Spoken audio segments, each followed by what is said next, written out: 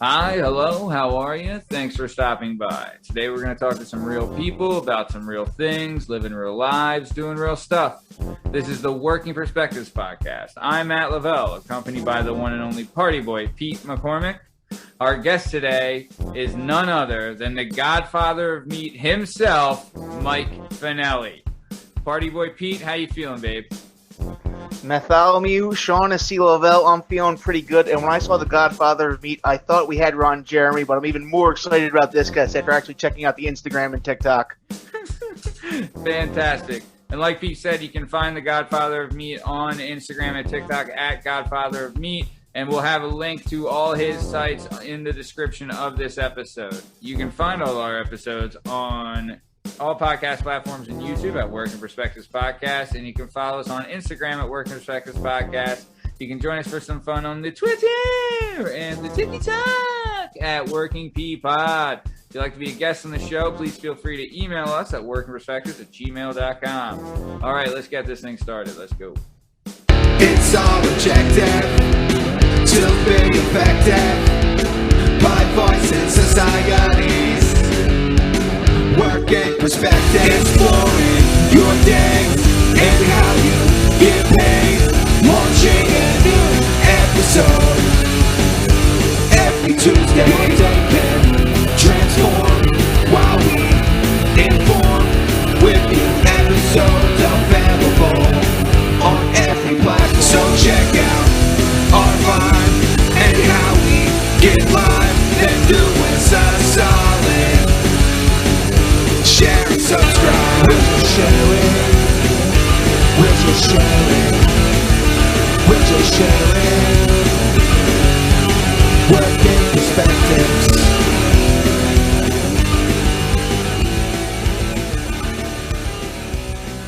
All right, Party Boy Pete. What's going on, Matty? Let me tell you. All right, so two things. First things first, we have to bring up Asshole's going to lose, and I'm going to beat his ass on October 2nd, so he has no fucking chance, all right? That's right. Jerk Beards will get no quarter. So, yeah, like we said, Captain Jerk Beard's going to get smeared all over Rainbow Road, and there's nothing he can do about it, all right? In his own backyard. In his own backyard. He's going to get taken to the shed in his new grass that he just put in. He didn't even sod. He went with seed. What a fucking stunada, huh? See, didn't even aerate it, I bet. Yeah, what a ball bag. Who doesn't aerate their backyard? Fucking Chucha Laminga. Just Jerk Beards. Yeah, Captain Jerk Beards. So, either way, enough about Jerk Beards that suck at Mario Kart.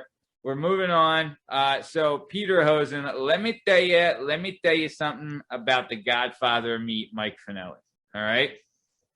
So, I will say this. When I was going into high school, I was, like we had said on previous episodes, I went to Catholic school until 9th grade, right?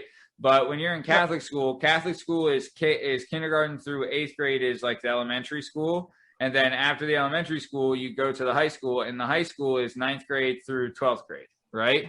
Yep, So when it comes to football at LC, it's a huge deal. So they have 3 teams. They have a 9th grade team, right? That's only consists of 9th graders. And then they have a JV team and then a varsity team, right? Obviously, varsity is the big deal. That's where everyone wants to get to. At this time, LC was a powerhouse. They had like a three-peat win of their conference. They were like going to the playoffs, doing all these great things. But the year before I got there, they kept talking about this one guy, this stud, this hero amongst men, this Mike Faneli. He had won. So I will say this. It might not be. So I did go to North Penn. And it's not as much as a rivalry for North Penn as it is for LC. Because LC is like, yeah, go ahead. I mean, he wasn't what, like, I think people forget how good LC was. Like, because I'm just remembering, because like, when I was in middle school, that's when they did the documentary on North Penn against CB West, when North Penn was a complete powerhouse. And LC actually almost took them out in the Thanksgiving game, from what I remember. I think there was like a kickoff return for a touchdown with no time left. And according to the LC people, there was a clip. But I don't know if that clip actually happened. Right. No, you're absolutely right. So LC kind of was on an all-time high. So I think it was either the year before or 2 years before LC had won an ESPY for like this play. It was like the last play of the game where it was like a fumble rooski where it's like, you throw it back to this guy, and they won that game, right? But then a couple years later, you're right, where it's former co-host of the show, Shake, aka Tom Byers, his older brother they were seconds away from beating their arch rival. Their season would have been made. It's the Thanksgiving bowl game. It's a massive, massive game. This game, they were playing it for 30 years at this point, 40 years, right? And it was a huge, huge rivalry. And I remember being like, seeing him afterwards, because he was like the cool dude on the team, and seeing what had happened after, it was just heartbreaking. But so either way, but that being said, the reason it was heartbreaking is because LC didn't win a lot, right? Lansdale Catholic didn't beat North Penn a lot, if ever, right? It was usually a big time win for North Penn, right? Yep.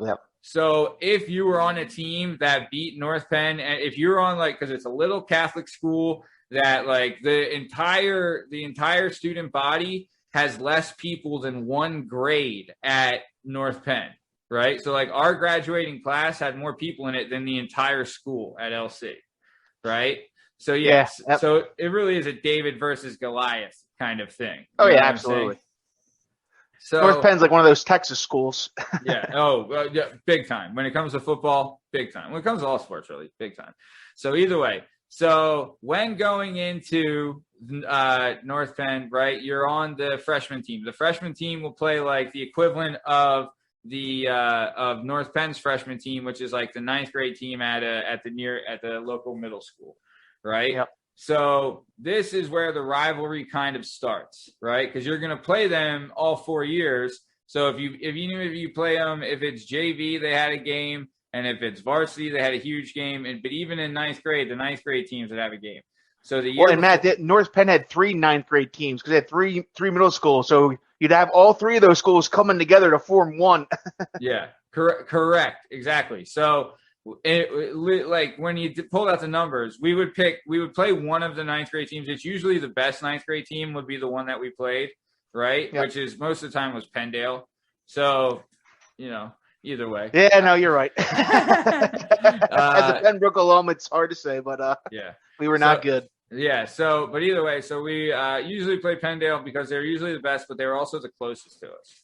So either way, the year before I had gotten there, the 9th grade team for LC had upset and beat the 9th grade team at Penndale. And it was a massive, massive upset.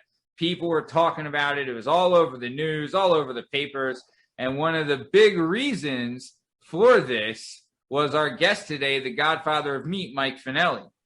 Oh, really? Oh, yeah, dude. I think he played linebacker and running back, right? So he was legit. He's a tank, right? People, if you watch his videos, you see he's a svelte tank, right?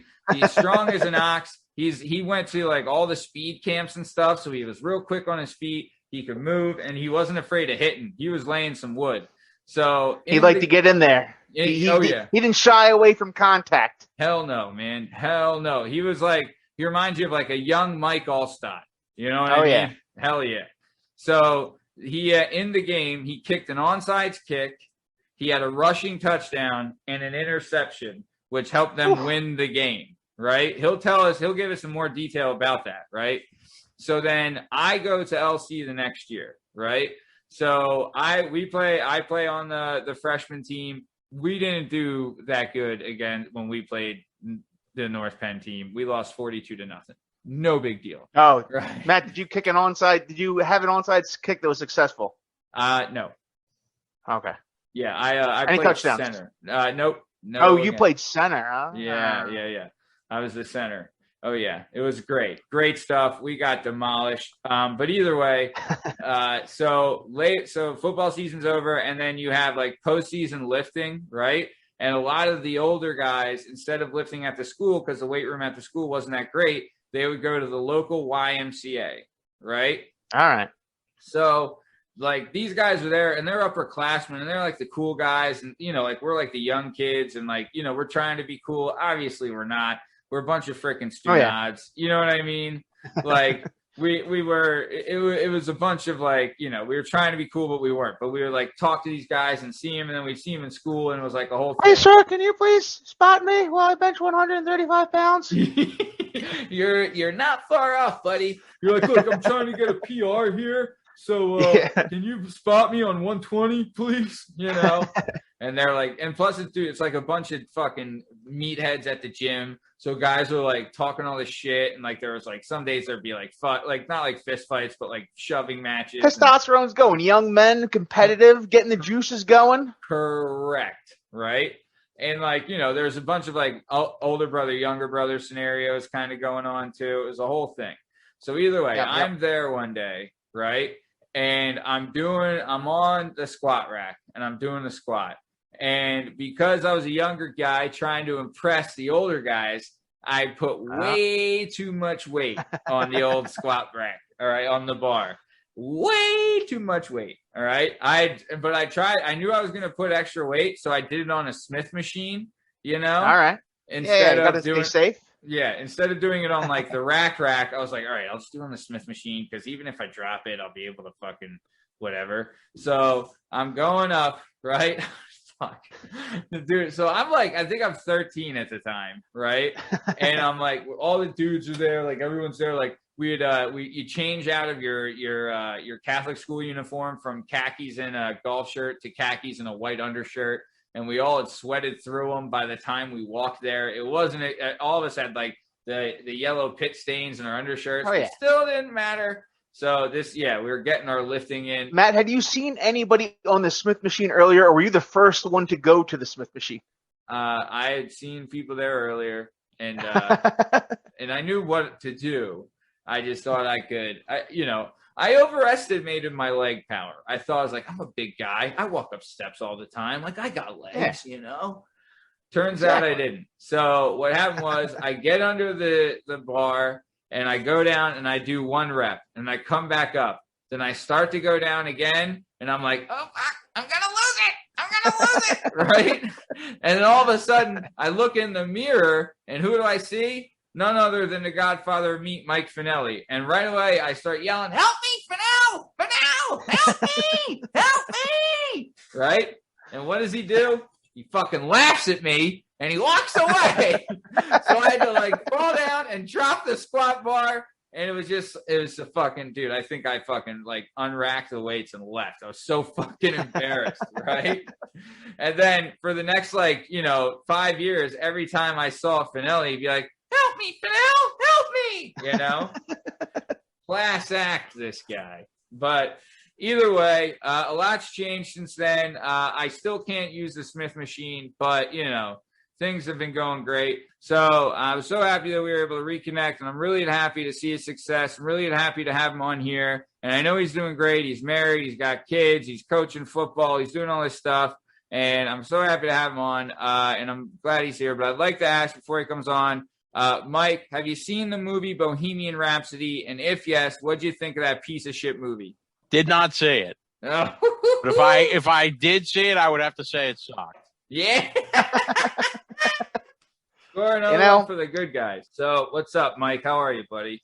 Not bad. How are you guys doing tonight? Good, man. Good. I'm doing all right, Mike. So, Mike, had you ever seen a freshman come in and use the Smith machine on squats, or was that just like, well, this is interesting? I was wondering what he was doing over there. He did look a little bit out of place. I felt it too, pal. Well, let me tell you, I felt it. Dude, I think I put 345s on each side. Matt, if it makes you feel any better, when I was younger, I was in Texas with my dad, visiting my dad, and we went to a Bally's, and I tried to be a big dog just like you did. Yeah. But I did it on the one that just the rack. Oh, and I fell into a pretzel. Oh. Like, I'm shocked that I didn't blow my knees out. I mean, I was really young, so I was probably 12 years old. I think that's probably the only reason I didn't blow my, Jesus. It really hurt. Yeah. I remember the scariest one I saw in the weight room was one guy had, it was one of the stronger guys on the team, so he had 4 plates on one, and for whatever reason, he only had 3 plates on the other, and then as soon as he picked up, boom. I've had that happen also at the Y. I had an old guy spotting me. Yeah. Started to struggle. He wasn't even paying attention. Fuck. But I do have to bring up a couple things that you guys talked about earlier that I have to contest. Please, All right, please let's do. what we got. Please contest. I'm going to start off by saying North Penn football completely overrated. 100%. A school that big with that many boys, and Suburban One football. I mean, they're tough, but they're not competing at a state level every year. Like if they should be North Penn Berwick. isn't? No, I mean they've won. Yeah, they won the state title when when me and Matt were there. So 2004. But what have they done since? Well, so it is. You're right. Well, I mean, I don't really follow it that much. I will say you follow it more because you're involved with it now because you're in a feeder program. But you're in a feeder program to Souderton, right?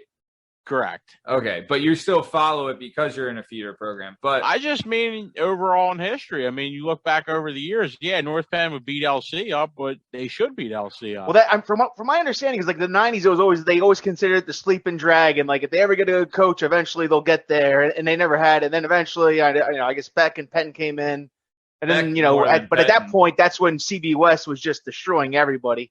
Remember like Dustin 4 years. Picciotti? Remember that Dustin guy? Picciotti, Dave Armstrong, those guys. Yeah. I had a cousin that played there in the early '90s that went D1. I had a cousin that played there, Picciotti years. That was very good. Yeah. He was when your running backs are 6'5", 280. Dude, and they're running like a 4.4 40. You know what I mean? Like they're fucking. But Picciotti was an Adonis. Right, I don't know if you realize this, but Dave Armstrong was actually a state runner-up heavyweight wrestler. Like that's how big and athletic. Yeah, absolutely. All right, you know your stuff. You passed the test, Pete.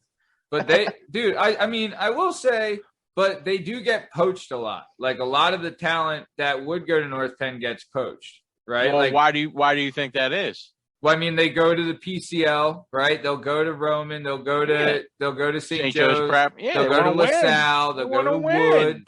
Well, I think they want that free $35,000 a year education. And also too, the PCL gets a lot more looks than Suburban One, right? Like Suburban One gets looks, right? But also too, it's not survival of the fittest almost there too. Like they have weeks off. I don't think North Penn really gets, and they'll play in Neshaminy, Pennsbury, all those teams. They'll play the PCL teams.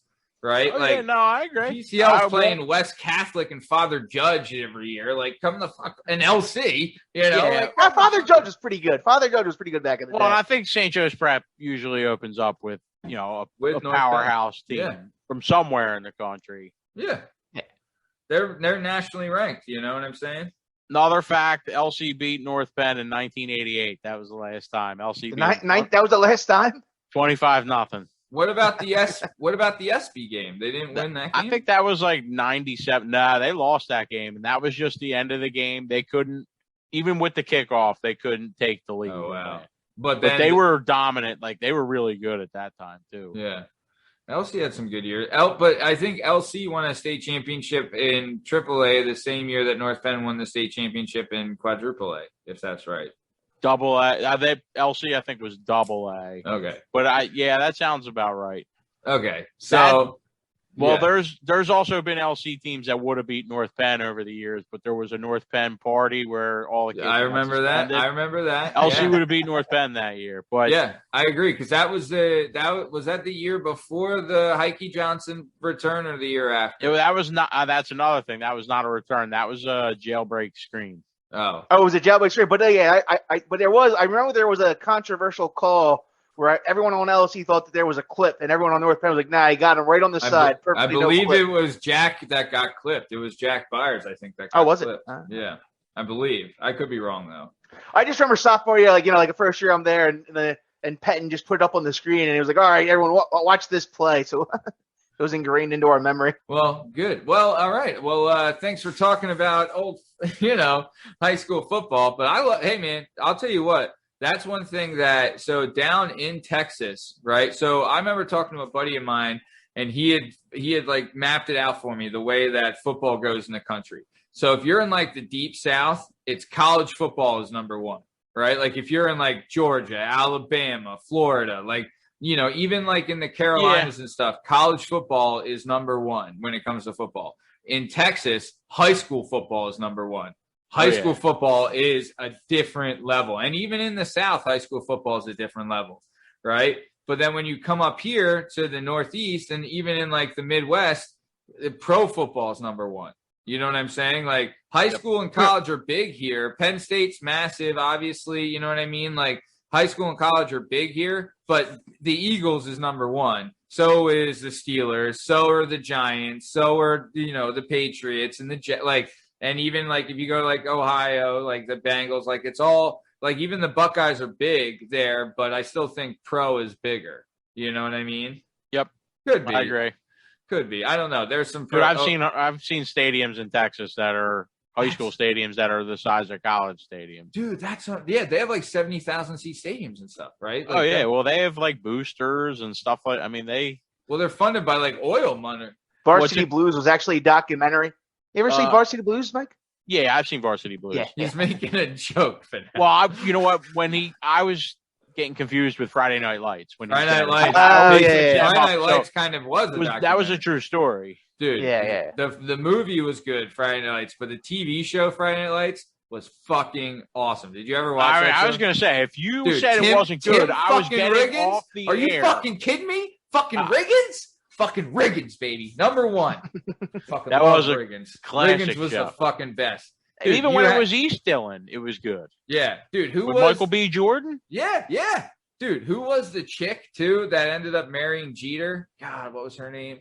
Oh, yeah. Lila Garrity, maybe, I think was her character's name. Dude, I don't think she married Jeter. I think she was engaged to Jeter. Jeter was at the end of his contract. He was engaged.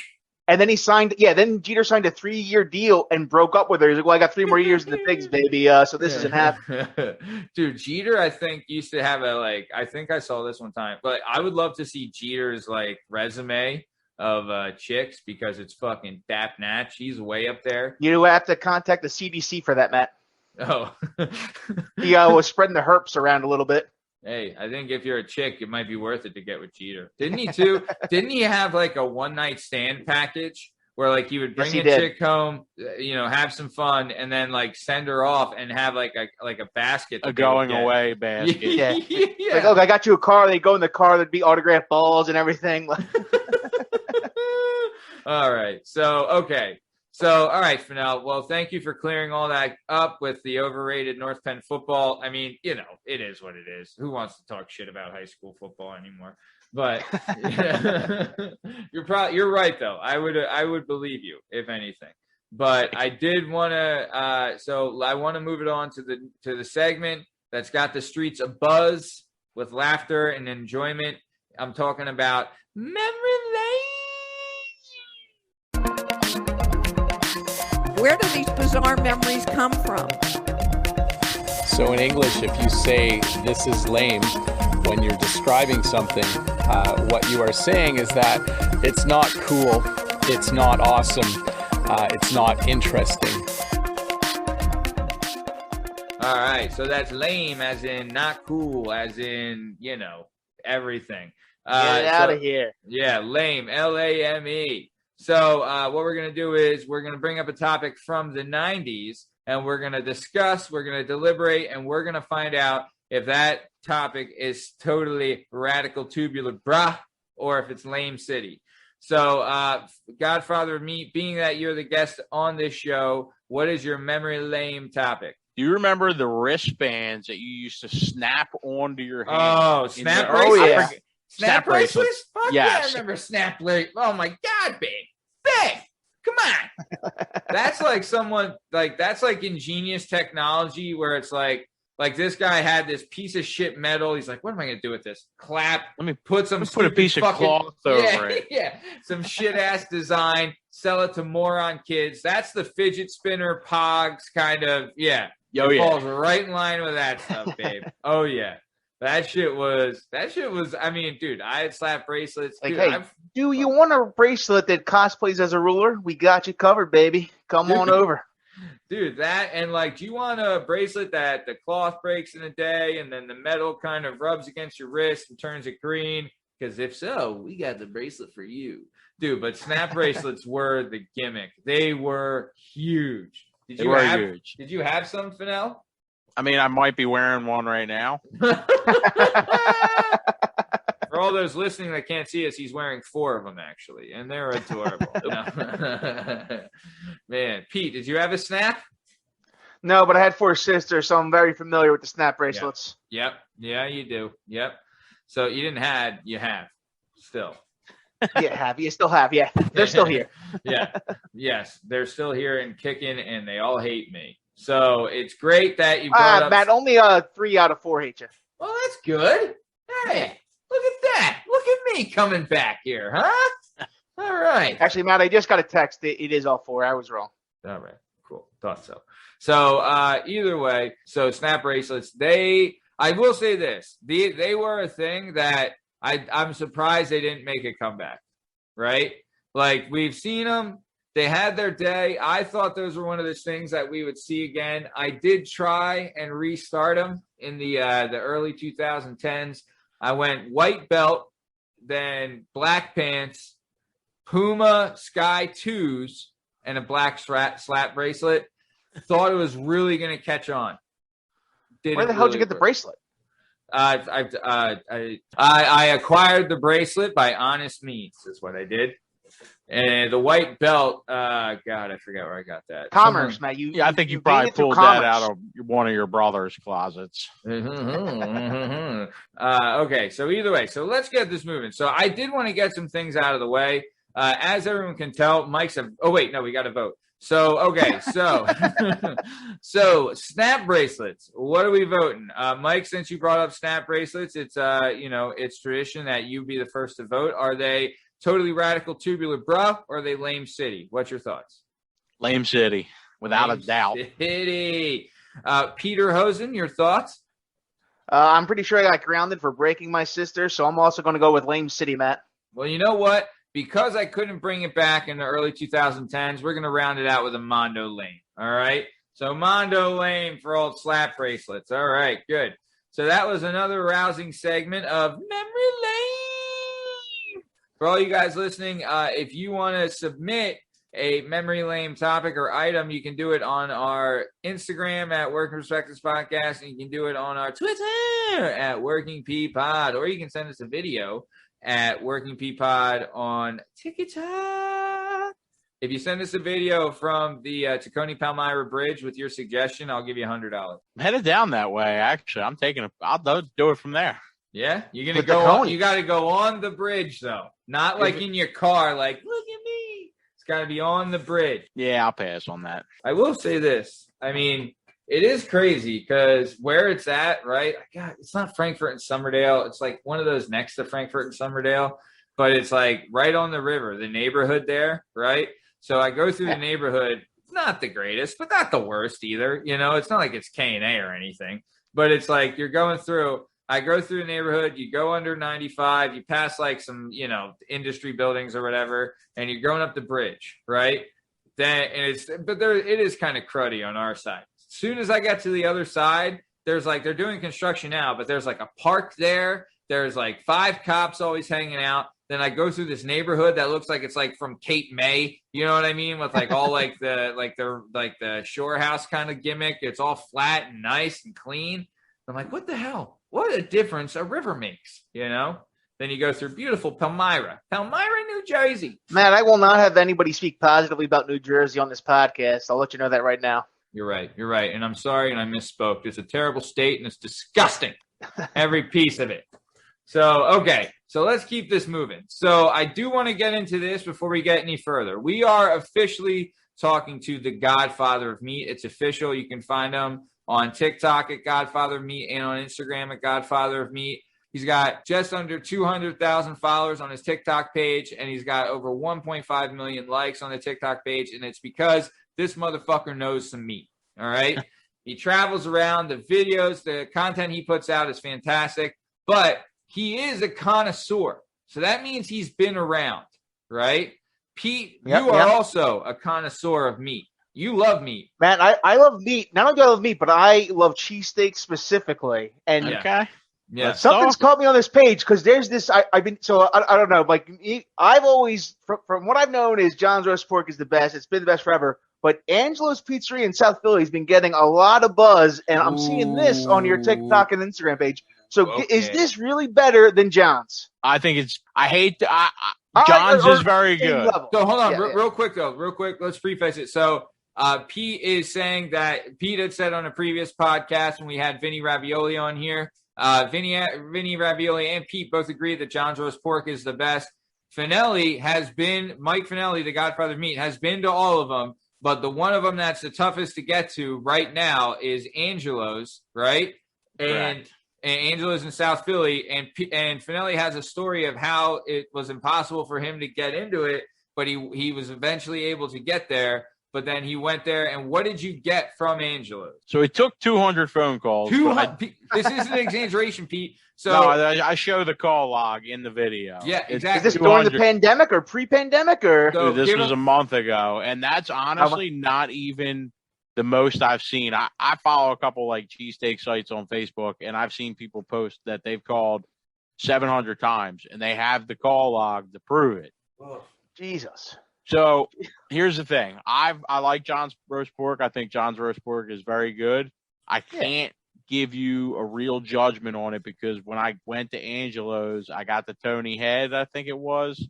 Tony Head. That's what it's called, or I forget what it's called, but it's a garlic bread cheesesteak. So we're going gourmet. Yeah. Well, I wouldn't say that's gourmet. But it's not standard. Putting it on standard. That's why putting it on garlic bread. That's why I won't sit here and say like I can't give you a fair.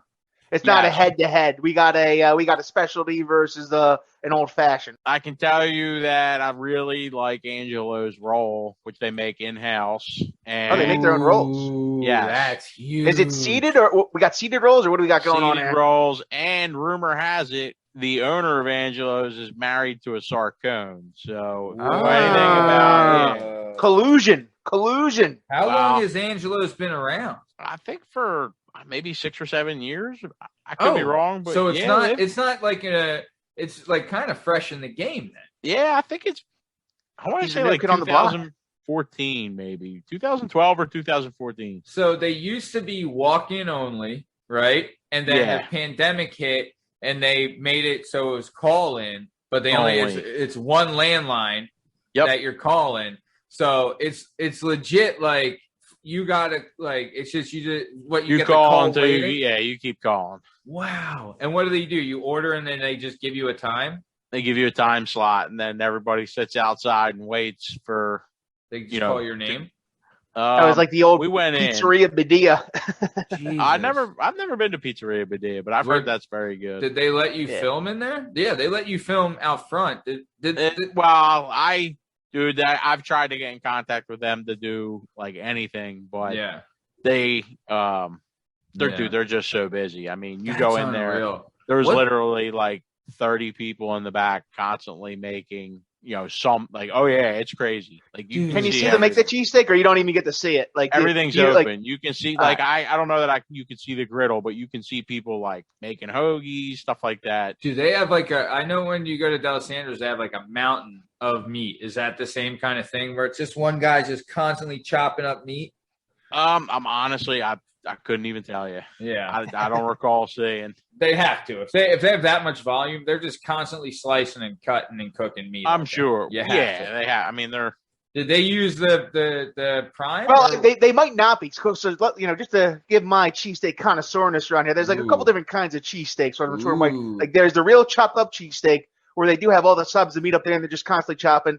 And then there's more of the John's roast pork or the Joe's cheesesteak where it's ready-made. It's a little bit bigger slices, and it's a little bit moister. And that's why I tend to like those ones better. It's a little bit more moisture.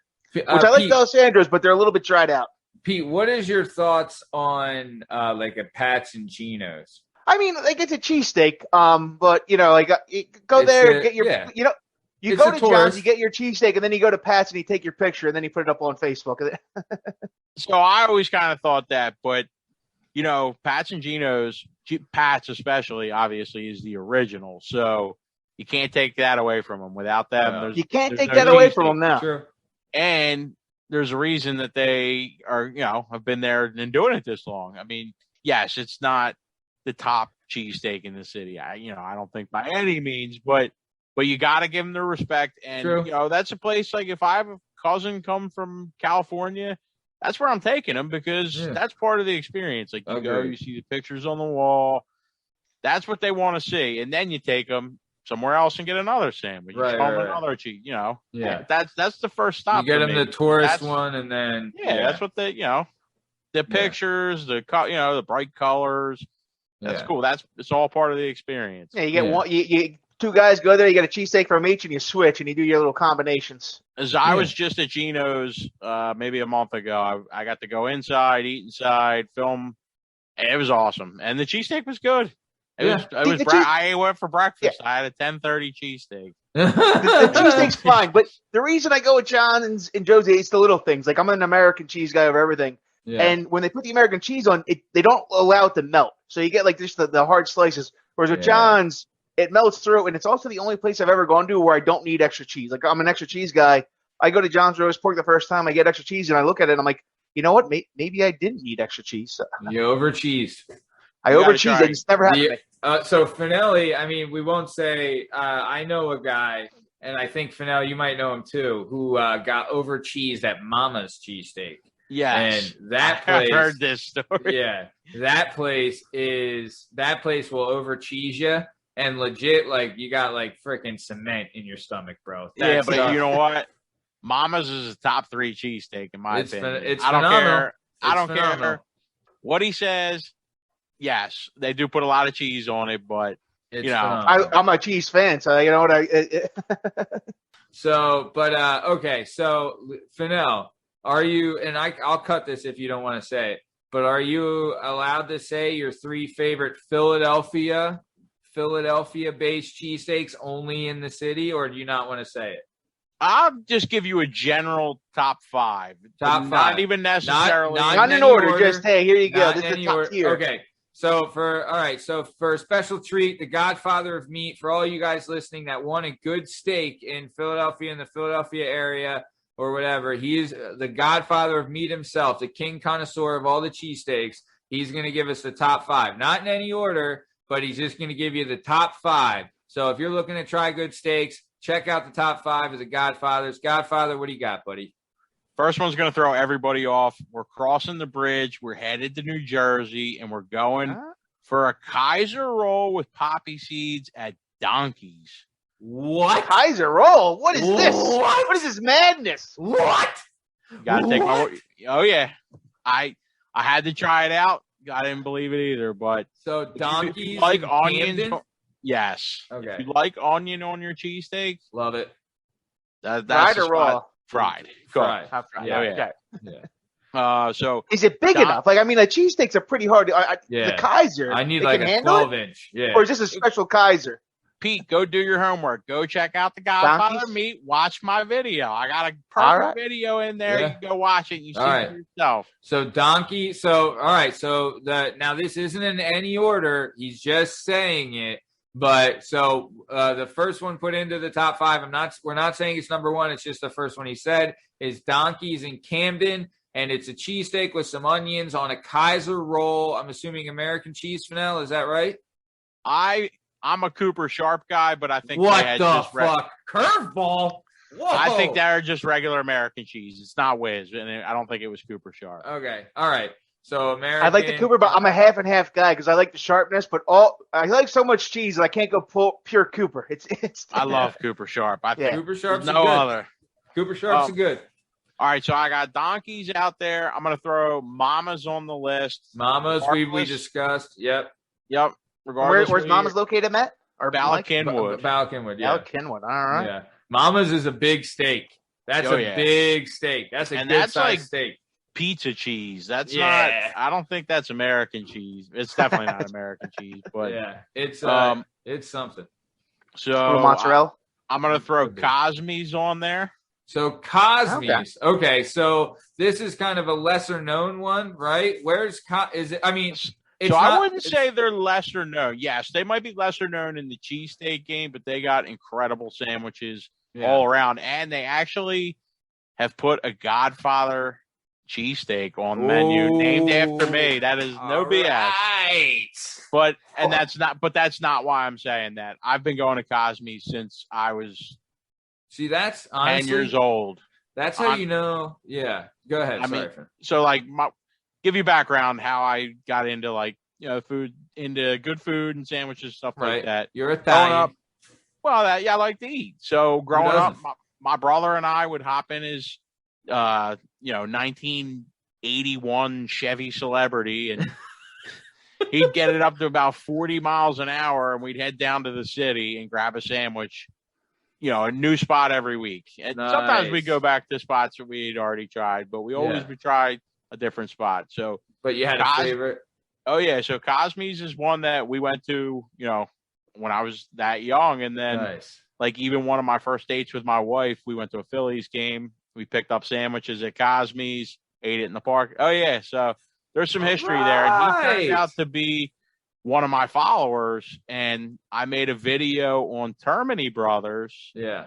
Which is right up the Termini block. Brothers, yeah. Which is right up the block. And he commented like, "Oh, have you ever been to Cosme's?" And I'm like, "Yeah, I love Cosme's." Have I fucking been to Cosme's? Come on, I am Cosme's. Yeah, Matt, we might have to do a Working Perspectives cheesesteak crawl after this episode. Dude, I'm down. I would love.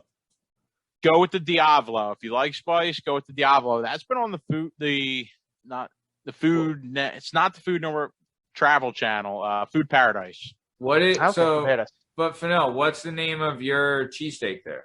Or the your Godfather. Sandwich? Okay, and it's a garlic bread cheesesteak. Oh, baby. I might be trying that. Yeah. Damn. Dude, I'll tell you what. is very good. I'll tell you what. Garlic bread changed the game. The first time I ever had it, I had a garlic bread chicken cheesesteak at this place called Diane's out in King of Prussia area, like Wayne.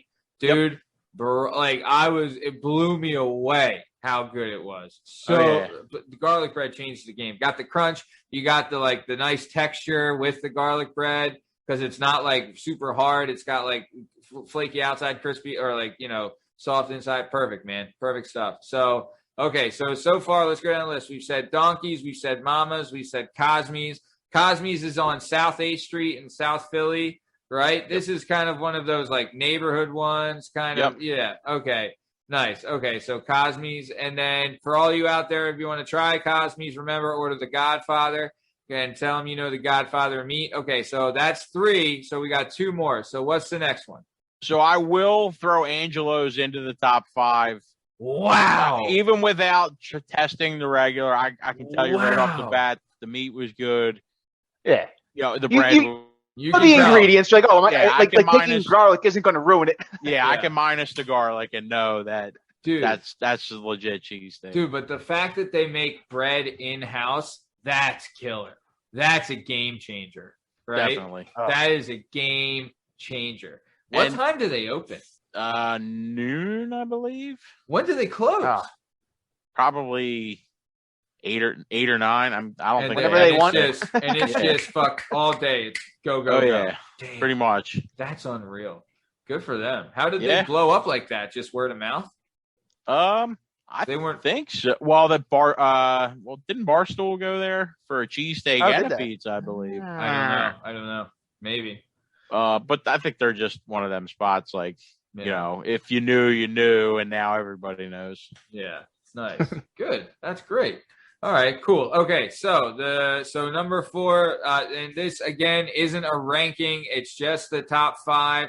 This isn't in any order. A tier, yes. So top 5 cheesesteaks you should try thus far. We have Donkeys, we have Mamas, we have Cosme's, then we have Angelo's, and now what's the 5th one going in, Fanel? I am gonna shock. I'm not gonna say John's roast pork. I'm gonna actually go. I'm gonna go Cafe Carmela.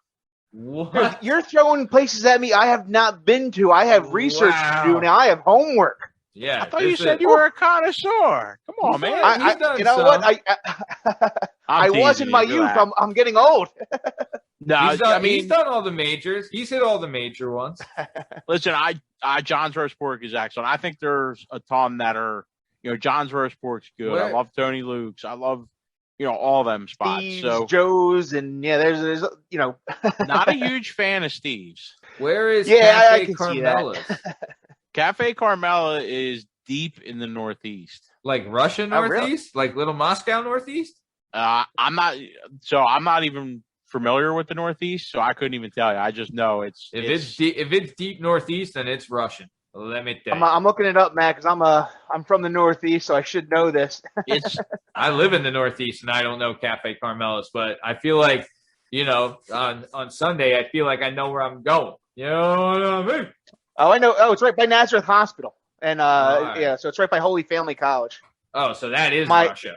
Yeah. Yeah, so my aunt and my cousins live up there, so the next time I'm over there, I'm going to have to stop by Cafe Carmel. Dude, I want to try all of these. This is going to be great. I'm excited for donkeys. I hate going to Camden, but it's funny. When we went over, I took my nephew, and I'm like, Bud, if it's anywhere, a couple blocks away or anything like that, because as we were getting closer, it was getting into rough neighborhoods. I'm like, we're not walking anywhere, so it's got to be like parking right there. We're parking out front. I'm not a wimp or anything like that. It just was. It's Camden, man. What do you don't put yourself in them situations, especially when you got a younger, not a kid, but. Dude, it's. I don't think it's a wimp or anything to be mindful that someone could carjack you and kill you and wouldn't think about it, and that's fucking Camden. You know what I mean? It's unfortunate. Like, I hate saying that, but it's true. It's a fucking dangerous place. Well, that is a reason to go to Camden. I will say that they got a parking lot that is attached to their spot. Nice. It's kind of like a bar. I wouldn't even say it's really a restaurant. There's a couple seats, but I'm excited to go to Cafe Carmelis, babe. So what kind of cheesesteak is this, Mike? Is it a normal cheesesteak, or they got anything going on, like garlic bread or different kind of cheese, anything? I think they have different stuff going on, but I think I just had a Cooper Sharp with fried onions, and it was excellent. Bread was from, Karanji Bakery. It's just very good. Now, Mike, I'm going to have to plug a friend. I'm going to ask if you had him, and I'm guessing you have Mike's Barbecue. I have not. They do a brisket and Cooper Sharp cheesesteak. Where is that at? Where is that? That is near Passyunk down in South Philly. Mike's Barbecue opened up a couple of years ago. A friend of my wife's, you can look him up on Instagram. He had owned a bar in South Philly, and then he started smoking meats around the city for 5 years, and then he finally opened up a restaurant. And the thing that kind of like set him off was he did this brisket and Cooper Sharp cheesesteak, and Craig O'Bon reviewed it. You might have to put me in contact with him. If you want to get in contact, go for it. Because Craig O'Bon's got a couple write-ups on him. As much as I like to do the cooking and stuff like that, and that's what my videos started out with, I love going to different places and showing off. And it doesn't even have to be food places. I just, Dude, that's like, honestly, is that not the best job there is?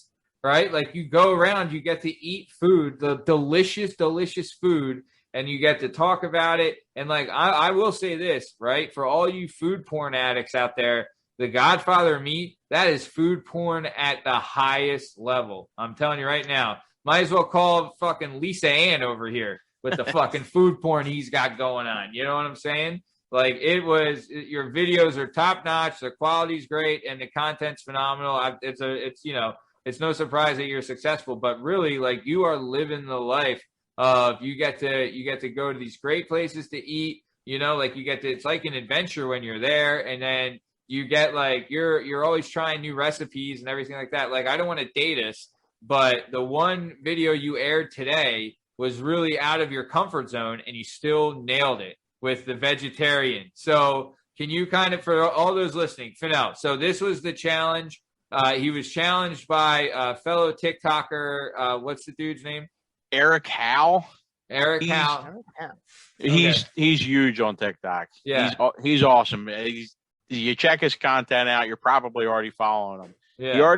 He goes around the city and basically just sings at random people, and then he stops and people have to finish the lyric, or people will blow him off, or they will finish the lyric, or they say they don't know, but he's awesome. His content's really cool. But he just catches you by surprise, and he's like, all right, let's see if you can finish it. He's just a genuinely nice guy, and I think that's why he's had so much success. Is like, he just sings a couple lyrics, and you get the vibe from him that he's cool. And he really was. So he came out and challenged me to make him a vegan sandwich, and I was freaking out for a little while. Vegan.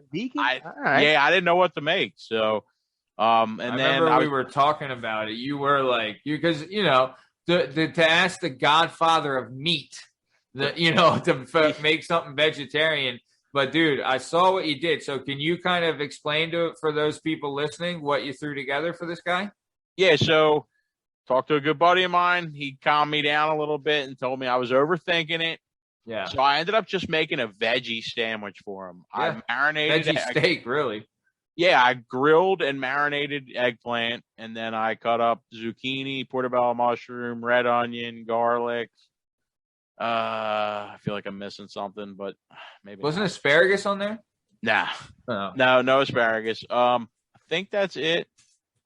And then I topped it. I cooked that all up. I got that nice and crispy, and then I topped it with arugula and like a balsamic. I saw that glaze or whatever you want to call it. And you had the vegan cheese or whatever. Yeah, and I did put vegan cheese on it as well. Which did you taste it? I did not. Yeah, I don't think I could stomach that shit. You know what? It didn't look bad, and it melted okay.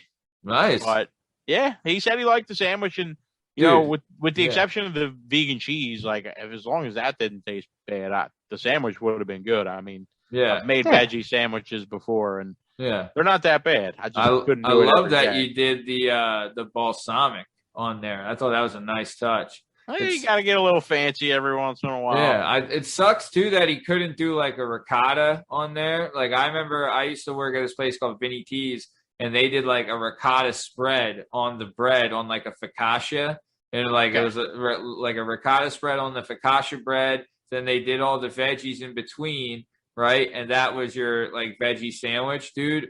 Those things sold like fucking hotcakes because you grill the veg, right? So you do like a spread of ricotta on each, like you cut the focaccia in half, do a spread of ricotta on each side, grill the veggies, and it was like eggplant, tomato, onion, asparagus, and maybe artichoke. Maybe not artichoke. Did you have artichoke? I love artichokes. No, I did not because I don't. That's like a random one, so you don't know if people are gonna like it or not. Yeah, I love artichokes and I love them on a sandwich. Yeah, but so they would do that and then close up the focaccia, bro. We sold those things like fucking hotcakes, man. People ate them up. I wonder if they had a vegan ricotta though. I doubt that. I don't know, but it doesn't surprise me if you season stuff properly. Yeah. You can make anything taste good. Agreed.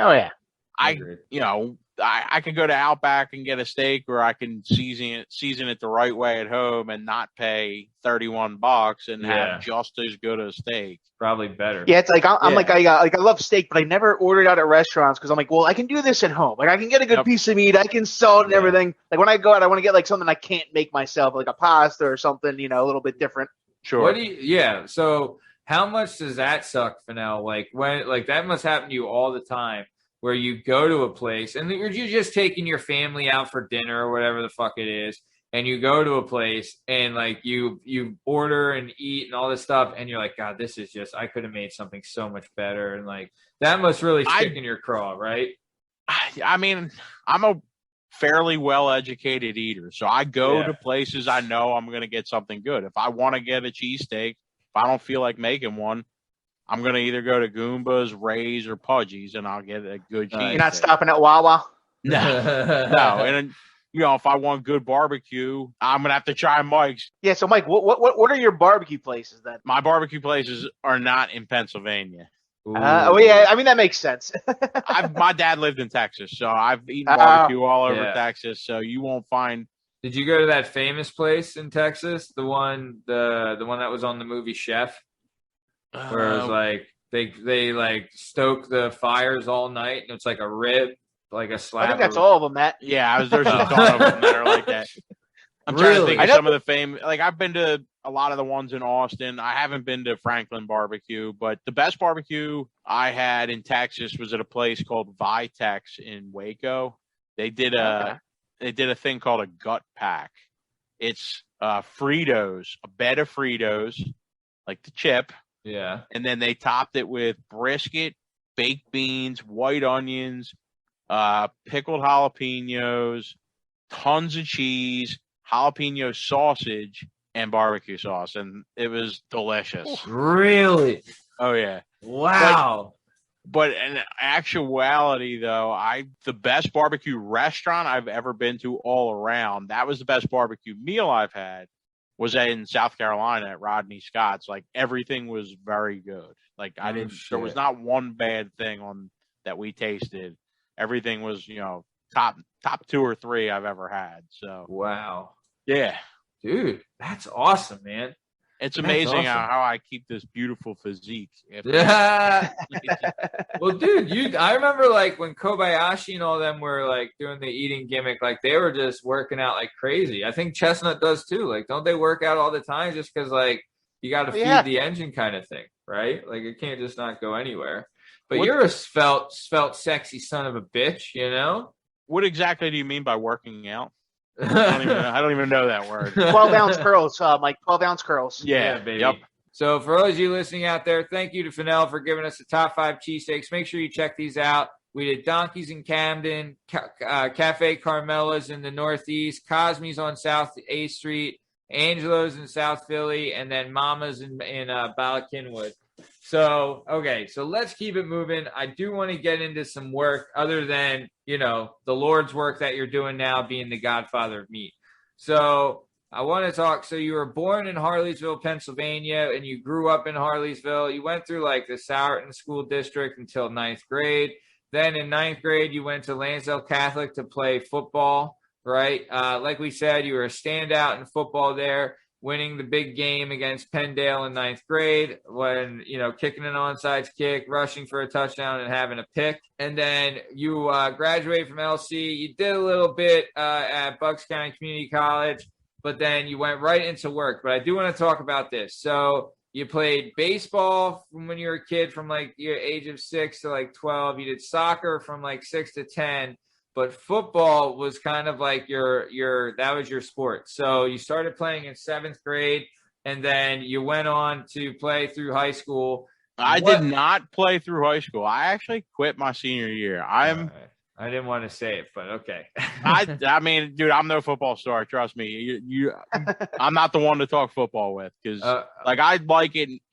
I like it more now as a coach. Yeah, I didn't enjoy it till I was done playing. So that's one thing. I did want to bring that up. What was the? Why didn't you like it? If we don't mind asking, what was it? Yeah. What was the drag on it? I mean, just a lot of pressure. Yeah. For just growing up. I mean. Yeah. I don't know. The expectation is high. It's just, I kind of fell out of love with it. Yeah, in wrestling, me and Matt wrestled. We call it Hugh. Had enough wrestling where you had these guys that are good, or what, and it's just like, you know what? I'm just done. I'm tired of cutting the weight. I'm tired of making it to the 2-a-day practices or the 3-day practices and all that kind of fun stuff. So it does. Sports at the youth level, especially when we were growing up, they could burn you out a little bit. Yeah. Yeah. Well, especially if you have people pushing you. Yeah. Yep. That definitely, it catches up to you. And when you get to high school too, it's like, you're concentrating on other things, and like there's a bunch of distractions and stuff like that. Yeah, and I can't leave that out. I mean, trust me, I was just trying to have fun at that point. So and we all were, brother. We all were. There's no harm in that. Everybody does. And if you don't, then you're a fucking psychopath. So it's summertime, you're at 2-a-days, and everybody else is going to Devil's Pool and throwing back some road sodas. It's it's not as much fun. Yeah, you're right. Plus, too, it is to be said, there are successful football teams that have dickhead coaches. You know what I'm saying? So, and I'm not saying that your coach is a dick, but I'm not, not every coach is a good guy.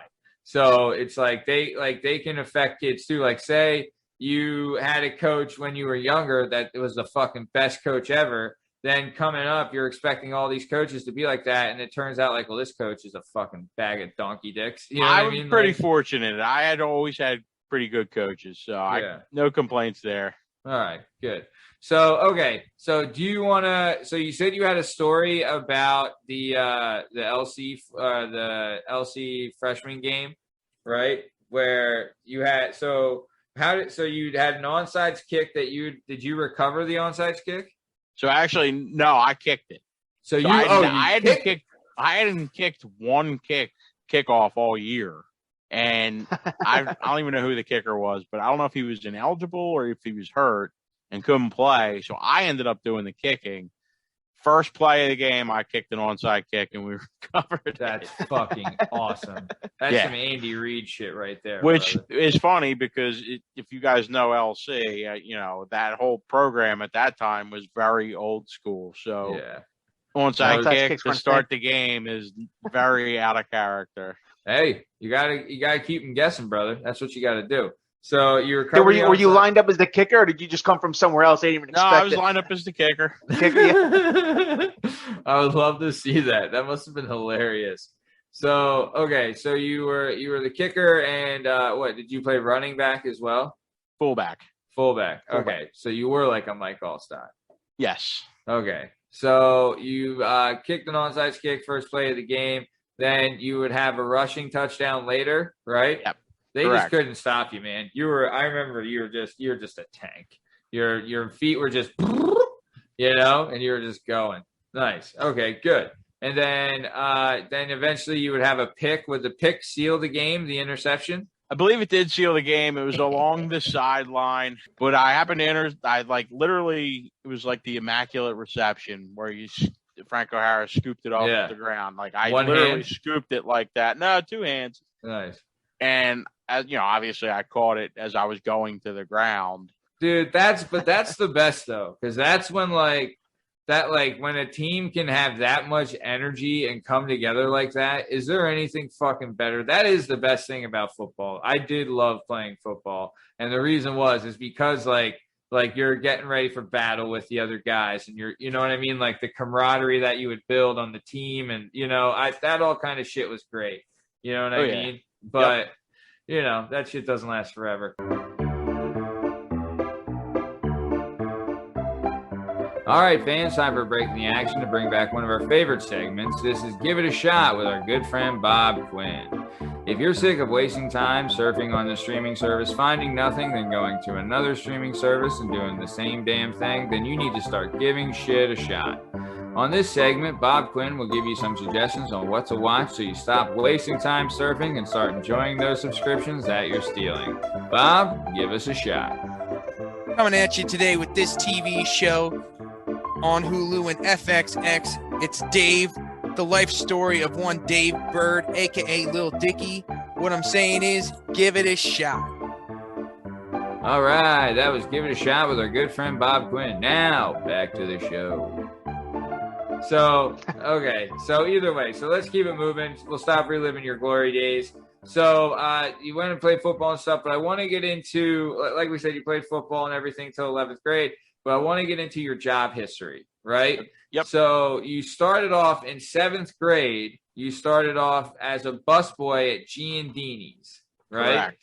Now, did you kind of have a thing for food, like an interest in food before working here as a busboy, or did you get there and you're like, oh, I kind of like this? You know what I mean? Like, what kind of piqued your interest? So I was already into the food at that point, but this was like not fine Italian food, but pretty good Italian higher food. Level, yeah. Yeah, so it wasn't really anything that sparked my interest.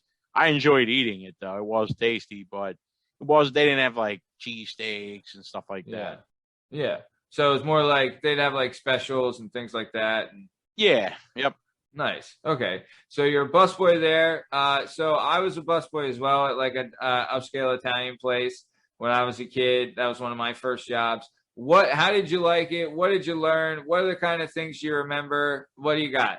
I loved it because I got the gift of gab. I like to talk to people. So bouncing around table to table, bossing, talking to new people, meeting new people. And that's right up my alley. I like to do. Oh, you were a Gabby busboy? You were talking with the customers? Oh, yeah.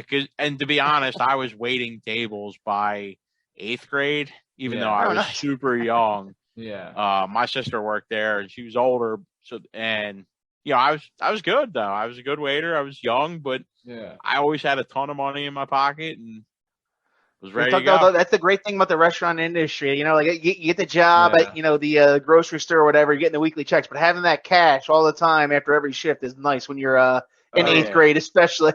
Definitely. Cash is king, dude. Nothing, especially then. I hated when I went to like the paycheck route. I loved that when you could get just cash in your pocket. There was nothing better. Now I don't even know what cash is anymore. I couldn't tell you the last time I had cash in my pocket. Agreed. I hear the kids now get they get tipped in Dogecoin is what I've heard. Oh, a little Dogecoin, huh? Doja Cat coin. All right, nice. So, okay. So you're working as a busboy there at Giandini's, and then you would eventually be a server there at Giandini's as well? Yep. And so you worked there from 7th grade all the way through high school. And people listening, Faneli here used that money that he made at this place to pay his way through Catholic school himself. Yeah, this caught my attention. Like, I'm used to, like, your parents like, oh, I paid my way through college. I've never had anyone like, I paid my way through high school. Yeah. I mean, my mom definitely didn't have the money to do it, and I wanted to go there, so that's how it was. I mean, I did have a little bit of help towards the end of high school, but that was like you told your mom, like, I want to go to this school, and she's like, it's going to cost this much, and you're like, all right, I can make this happen.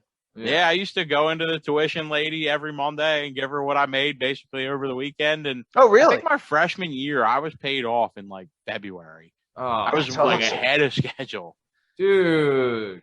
I know Ricky Outland did the same thing. And when we had Rick Outland on here, he'd spoken about being a waiter at the Roasted Pepper in Chalfont. Yep. Yeah. And he didn't say it on the show, but he had done the same thing where he paid for his high school as well, doing the same thing. And like, do you think, looking back, Fanel, money well spent or what? Yes. For the friendships I've made, yes. I wouldn't be on here. I wouldn't know you. Right. I wouldn't have went to LC. Is there something about LC that made you want to go there? Was it the football program? At that time, I wanted to play football. My brother went there. I grew up going to every high school game that they had. So it was just, it was second nature. But in reality, I should have went to Souderton. Like, I had a lot of friends at Souderton too. And, I'm still friends with some of them as well. So it was worth going to LC, I guess, overall. Yeah. I mean, but, at the time, if you were going to play for football, LC was much better than Souderton. Yeah, Souderton was horrible. Yeah. At that time, they were horrible. You were going to play, like, it does for those people, like, and it happened for Pete, where it's like, when you're at a high level of a sport in high school, it turns into a job because that's what you're using to pay for college.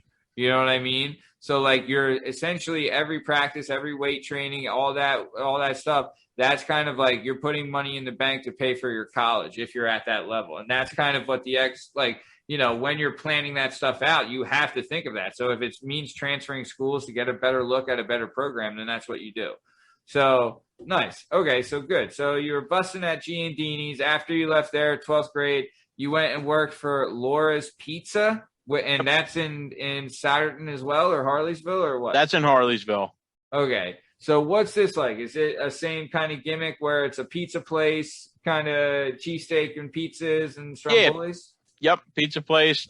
Just their, basic, your local town pizza place. Each town's got their, one really good pizza place, and I would say Laura's was Harleysville's good pizza spot. Nice. Was it a pay cut at all? I know because restaurants, you get that cash, a little bit of money. Pizzas aren't as much. Did you take a little bit of pay cut going there, or? And what were you cooking? Were you delivering? I waitered there. So you were waitering. Okay, so they had sit down service and everything. Yeah, I made good money there as well.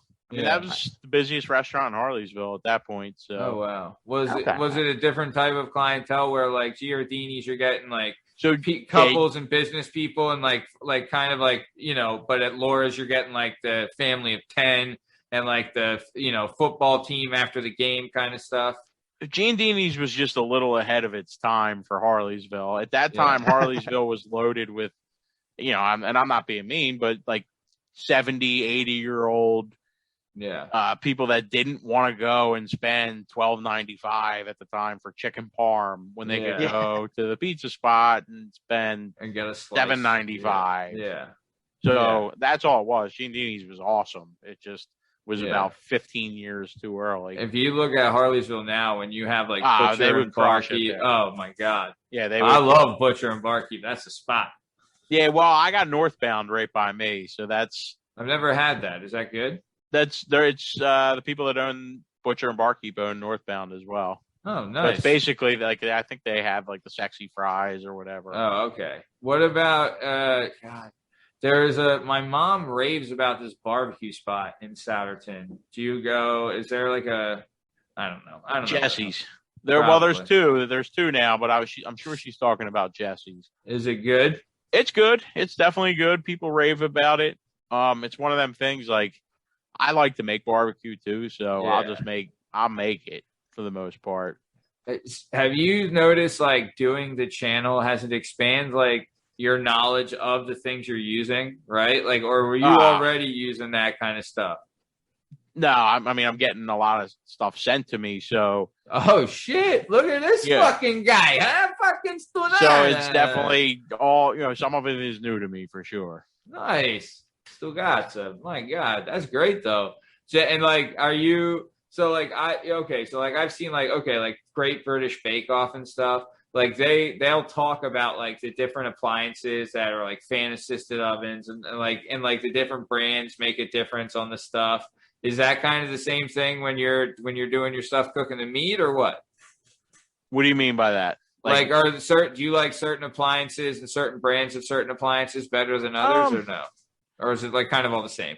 So it's not all the same. It's definitely not all the same. But I'm not saying out anybody. Don't out anybody. No, I'm not out anybody, but I am very brand specific. Like I have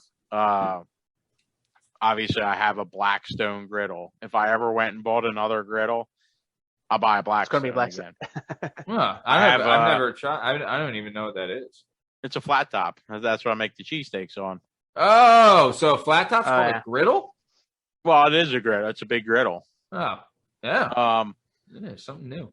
So I have that, and then I have a Weber charcoal grill, a Weber gas grill, a Weber smoker. Oh, there you go. Weber, here you go. And then I have an uni pizza oven as well. Jesus Christ! Which you can make a pizza in that in 90 seconds. Dude, the one video you made, I think it was the barbecue chicken pizza.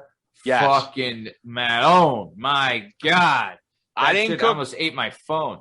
I didn't cook that in the uni, but wasn't that done in a skillet? That was just done in the cast iron skillet, which you can really make good pizzas with if you have. Damn, what's a uni look like? Is it like a brick? It's almost shaped like home plate, but it's like maybe 15 inches tall, like the body of it. Now there is legs, so it stands about a foot and a half or however high off the ground. But your kitchen, the oven itself. No, this is all outside. I am fire hazard. Space still. Yeah, I'm out of deck space and kitchen space. Unfortunately, Jesus Christ. That's my wife has recently gotten into the Detroit style pizzas that she's making for us, and I'm not upset about it at all. I never even heard of it until like a month ago, and Detroit style. What's Detroit style? The thing that I noticed about it is it's like a really crispy crust, kind of like oily. That's really crispy. And I know she uses different cheeses, but I'm not. And it's like a little bit thicker. Like it's not Chicago thick, but it's it's somewhere in between. So wait, it's a thin crust crispy it's crust thicker. That's thick. Yeah. Huh. But it's not as thick or as because like Chicago style, I'm like what is that? That's more like a. Yo, that's fucking that's fucking lasagna. Yeah, it's kind of like a casserole. So thick. Yeah. So this is kind of like a hybrid a little bit. I did I'll tell you what, I had the one Illuminati's when we were there. How was that? I fucking like Illuminati's. The sausage gimmick at Illuminati's is fucking all right. You know what I'm saying? I messaged Alex and told him I'm coming to Chicago. I'm looking him up and I'm going for food because I've never been to Chicago. And I know it's like you know what you should do is that I'll go to Chicago with you. We'll do a traveling show. I'm fucking in. So, but you know what you should do is because you have the pizza oven, and my mom did this, you can order Illuminati's frozen and then cook it in your oven. Yeah, but it's like, what, it's not the same. It's not the same. $70 a pizza. $90 for a Celeste pizza. Damn. So, okay. So nice. Okay. So let's keep this going. So you were working at Laura's Pizza, waiting tables again. Then you left there. Then you went to the place where you've been off and on since then, and it's a company. Do you want to say the name? Well, I'm not off and on. Nah, I don't want to say the name. Okay. And I'm not. I mean, I worked there for 3 years, and I left for 7 months, and then I came back for 12 years. So, okay. Oh, okay. Yeah, or actually been back for 14 years. So. Okay, Yeah, so we're not going to say the name, on. but is it like kind of explain what it is? Is it a factory or what is it? It's they make parts for planes, space shuttles, oil field. So these are fucking big pieces then. Jesus some of it is. Christ. Yep. So like what kind of, are you working with like dangerous materials and dangerous machines?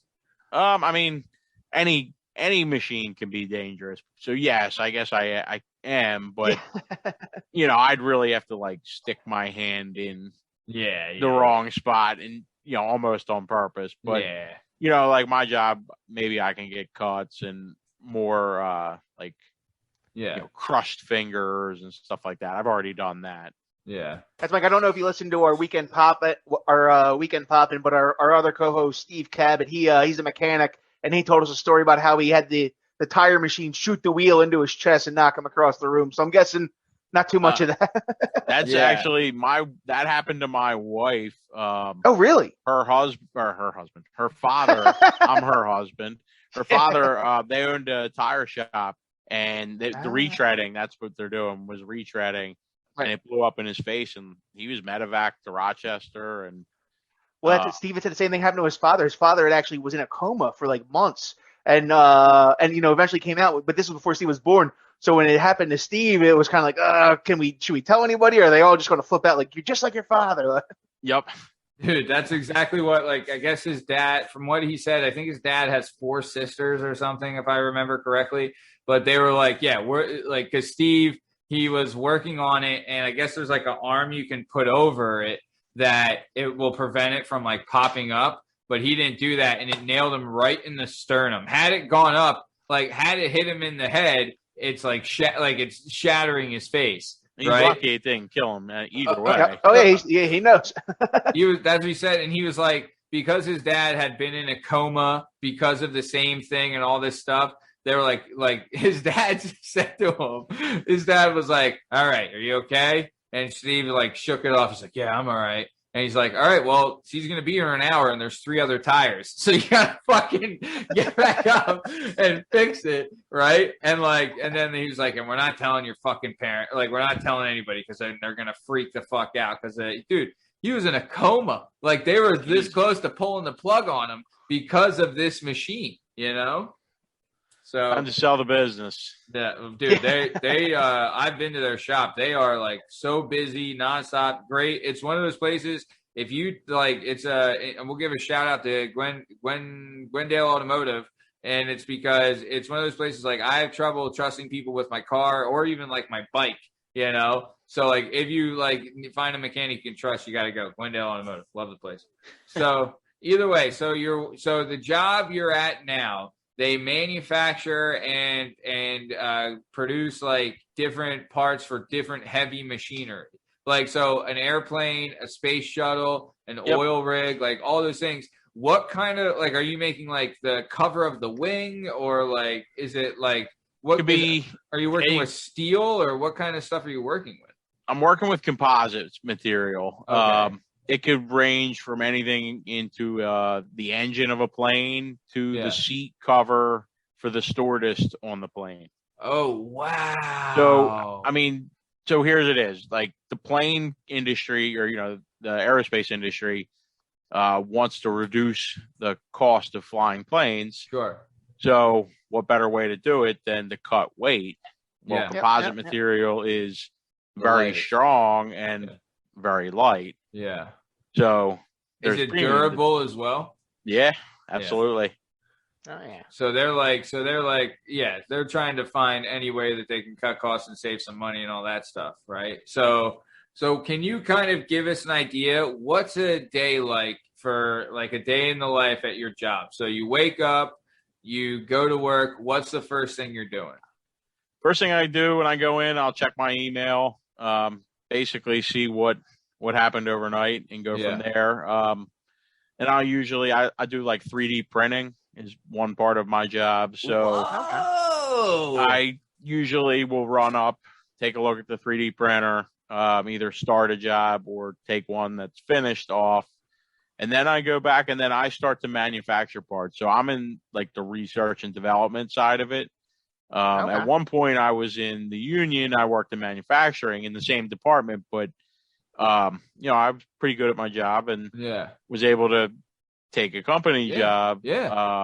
Basically doing the same thing, but instead of doing parts that they've been, manufacturing for years, I'm helping create processes to manufacture new parts. And so does like a customer kind of come in and they're telling you like, well, this is kind of what we want, and then you just kind of see if you can make it, or is it like how does that work? Yes, basically, but that's like way above me. That's more like that process starts with like applications engineers and stuff like that. Right. But what kind of service, like if I'm a customer, what are you providing to the customer? Like what kind of service are they paying for just the part, or is do you guys have a contract with a certain airline, or is it small planes, or so if it's all of that, right? All of it. Yep. Yeah. So, but if you're a customer, you're going there knowing okay, these guys, they'll kind of go down to the smallest millimeter of the amount of amount of stuff they have to use, which saves them money in the long run. Right. And they have they have the best kind of product to use and stuff like that. And are you kind of letting the customers know hey, we have this new design and this type of thing that'll save you this much money if you want to do this instead of, the old format that you were using? Is that kind of the stuff you're doing now? No, I think customers come to basically my company. They've been doing it for 100. They've been doing it for 150 years, so they've already had. Wow. Oh yeah, I mean they've evolved. They used to do hammers back in the 1800s. Wait. The company you're at, we won't say the name. The company you're at's been around for 150 years. I think 157 years. Wow, man. They survived every industrial revolution thus far. Yeah, back then and every world war. Wow. They started out as making what you put on a horse to ride it? Shoes, saddles and stuff like that. And then it was mallets in the early 1900s. They've just evolved. So they cover their ass too. The pandemic, aerospace obviously is dead, but yep. Semiconductors not, because people are going out and buying electronics. So you know what, Mike? That is this is a big topic right now. So your company, they help out with semiconductors? Yes. What do they do in the semiconductor industry? Hold on. Time out real quick. For those people listening, not me, because I'm smart, but for those people listening, what is a semiconductor? I've honestly, I don't even know. I just know that we go after it. We make O-ring, so they make tons of O-rings. That's basically, as far as I know, what we make for that. Okay. Oh. Whoa. A semiconductor, the stuff they use inside computers and things like that? Yeah, absolutely. The boards. Wait. Okay. So semiconductor material has an electrical conductivity value falling between that of a conductor, such as a metallic of copper, or an insulator such as glass. Its resistivity falls as its temperature rises. Metals have whatever, fucking stupid shit. So wait, is this the kind of stuff? Wait, so you guys make semiconductors. So what is the big deal, Pete, with semiconductors right now? Well, we make stuff in the semiconductor industry. Okay. So do you make the input, some of the raw materials, or some of the things that help out in processing, or? I think they do O-rings. I mean, it starts as raw materials. Some of the materials they use are. Why are semiconductors important? Well, yeah, so not to get too geopolitical, but it's kind of the big thing between the U.S. and China right now. There's always tension, and that's one of the industries that the U.S. dominates in. The U.S. and Taiwan dominate in semiconductors, and there's always kind of this thing: is China catching up? Are we ahead of them? And there's like a shortage of a lot of this stuff right now. Some of it's due to the cryptocurrency, actually, because everyone's in the cryptocurrency now and they're mining, and it takes up a lot of computing process. And so when everyone's getting into this mining industry, all of a sudden, like, we use computer chips and semiconductors for a lot of day-to-day activities. But now, and there's just a shortage of them. You know what I mean? Basically, we're okay. So have you guys seen the show John Ryan on Prime? No. I have not. Oh, well, they kind of, I think they talk about this, but from what you're saying, so this is the kind of material that they use inside technology, right? Like, so like phones, computers, fucking everything, right? TVs, yeah. So semiconductor. Well, once you say computer, that's everything today, right? Like everything is run by a computer. Yeah, sure. Exactly. So every type of computer kind of gimmick, right? Even cars, whatever, anything that has that type of stuff, semiconductor is the kind of material that they use to build the board, like the stuff inside your phone, right? So that's like where the semiconductor materials come from. So what you're saying is that at your place, you kind of make the materials that would make semiconductors and things like that. Is that right? Make stuff that would go inside the boards for like the computers and stuff. I see. But yeah, it's a nice little pivot. You know what I mean? Like, it's definitely an industry that's growing, and it's not going to stop anytime soon. Yeah. So it's definitely a nice pivot for your company. Damn. Mike, how did you end up at this? Like, how did you end up at this company, like, to begin with? Like, or in this industry? My uncle actually worked there, or he still does, but he got me hired basically a couple months after high school finished. Nice. Oh, nice. Dude, I'll tell you what, when you find a place like this, like I was in a meeting today at my job. I won't say where I work, but I was in a meeting today and there were people going around saying how long they've been there. And there was like 8 people, right? In a meeting of 11, 8 people had been there for over 20 years. That's you know what I mean? Sign. Yeah. So like a place that, you've been there for like 17 years almost, right? Yep. And like, so being there for 17 years, like that just shows a place that will take care of their employees and be loyal to their employees. People don't leave those places, and like job security and all that. Yeah. Yeah. My uncle's been there for, probably 35 years. Jesus Christ. Yeah. Wow. I think he started in 87. So 34 years, I think. Jesus. My God. Yeah. But I mean, why would you leave if it's that? Yeah. Why? There was a maintenance guy that retired about 2 years ago that was like, he had worked there for 60 years. Jesus Christ. Imagine I was even talking to like some of the people that have been there for 20, and just the amount of change like people have like in the office and whatever before to now. Like I remember the one lady was saying like they used to be able to smoke in the office. You know what I mean? Like there was paper was everywhere. Everyone used paper. Like there's paper, like it was so much paper you wouldn't know what to do with, right? Like so many paper forms now, like kind of that stuff's gone a little bit, like they didn't have to take a smoke break outside, like all these different things, I don't know. I mean, it is. Well, and that's one of the reasons why we have so much more computing needs now, right? Everything used to be on paper, and now everything's going from paper to, digital. Everything's in a PDF and saved on a drive, and that takes more computing power, which takes more materials to conduct the computing power. Yeah, you're absolutely right. So nice. Okay, so I don't want to blow up your company and talk about it too much. I do want to move on to what we were discussing earlier. So like I said, Mike here, he is the Godfather of Meat. And kudos to you, man, because me and Pete here, we haven't been in the game for long, living in the social media sphere, but for as long as we've been on here, Pete has a really good social media presence, actually. I never did anything prior to the show, really. So coming on here, and I don't have a huge. I understand it. Right, but yeah, exactly. And like you're on there, you're comfortable on there. Like you kind of have like like relationships and stuff on social media and things like that. Which that's what I'm saying. But for me, I really just kind of like really just I wasn't involved as much. But now getting into the social media game it is a full-time job. It is not easy. It is all the time. and you've kind of been heavy into it with the Godfather of Meat for about a year, right? Coming up on a year, yep. Coming up on a year, right? And like I said, just under 200,000 subscribers on TikTok, 1.5 million likes on his page. The content is freaking flawless.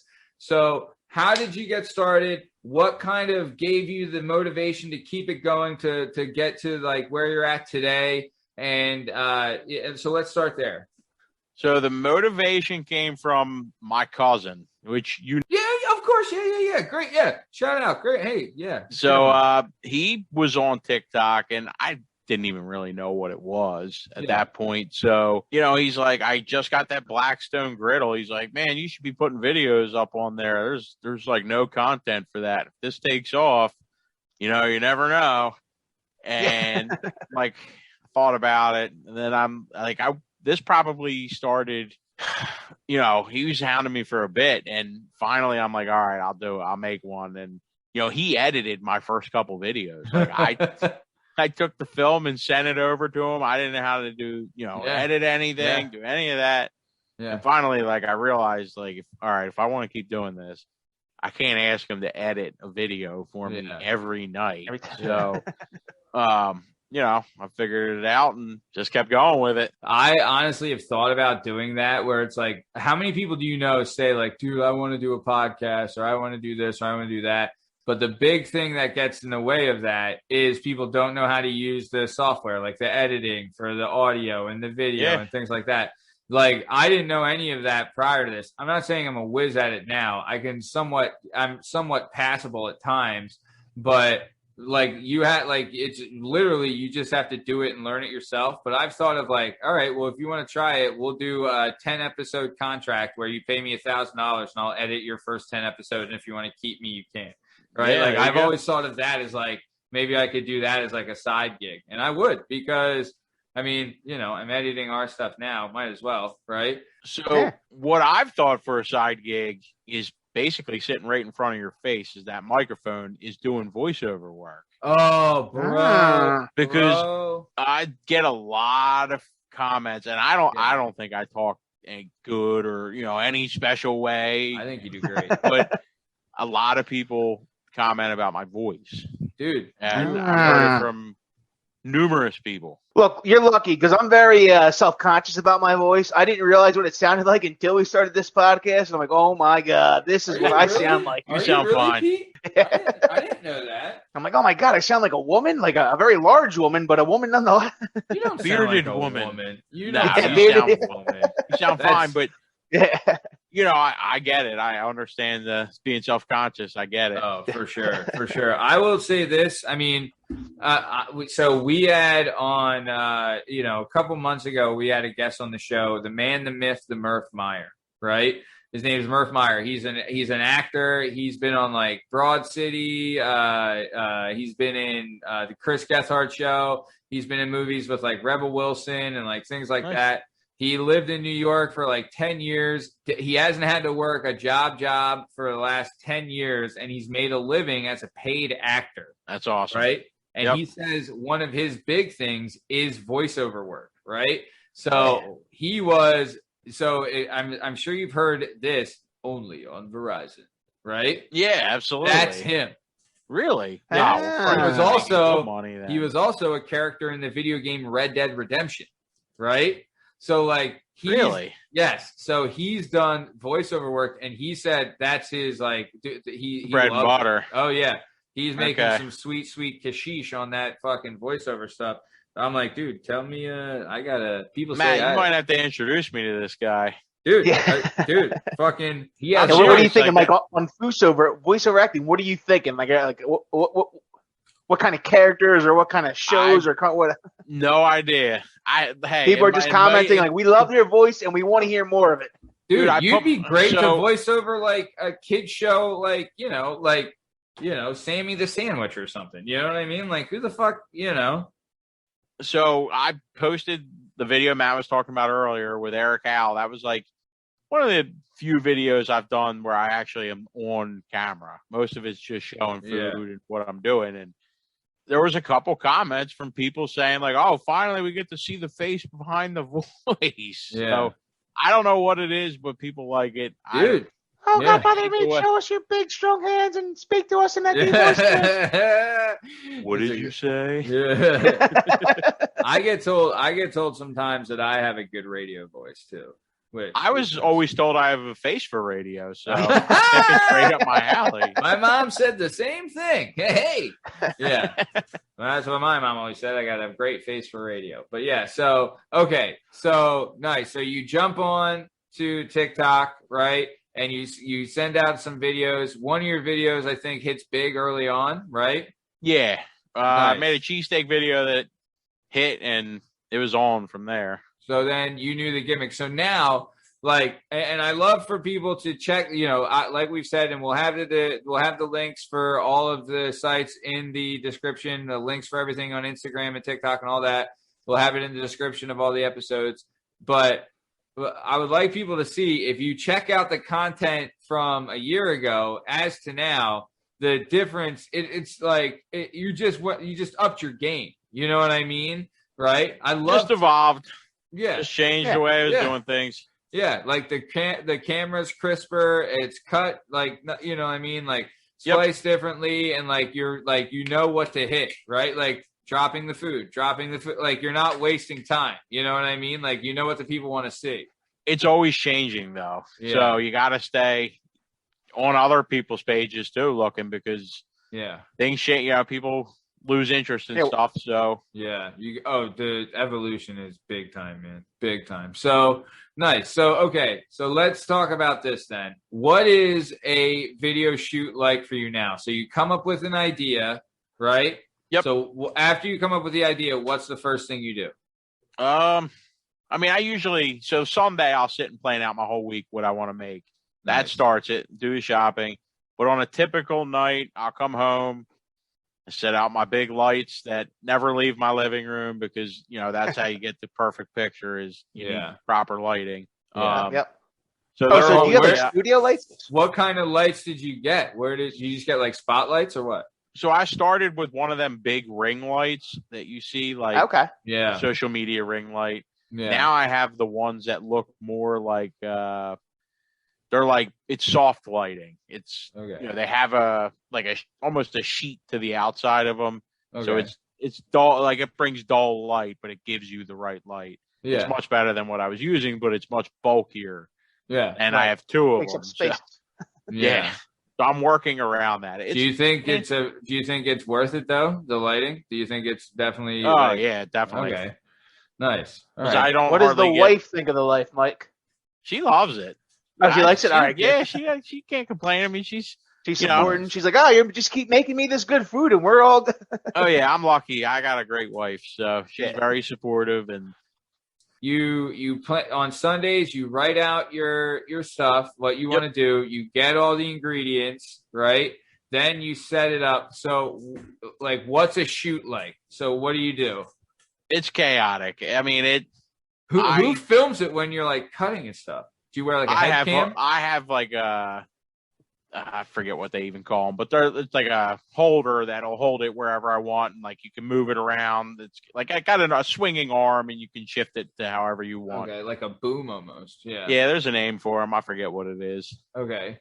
So, all right. So you have like that, and you place it where you're chopping food and whatever and stuff like that. And so how long do you think does it take you to shoot a typical video? It really depends what I'm making. If I'm making a sandwich, it's not too bad. I mean, it probably takes me an extra 30 to 40 minutes of prep time, I would say. Okay. And do you like your kids know, like, daddy shooting a video, like, don't bother him, just kind of like in the beginning, it was like I was so uptight on how I was doing. Like the kids would be like, go in your room, watch TV, let me go for a little bit. But now it is what it is. I don't care. Here's some slap bracelets. Go slap each other.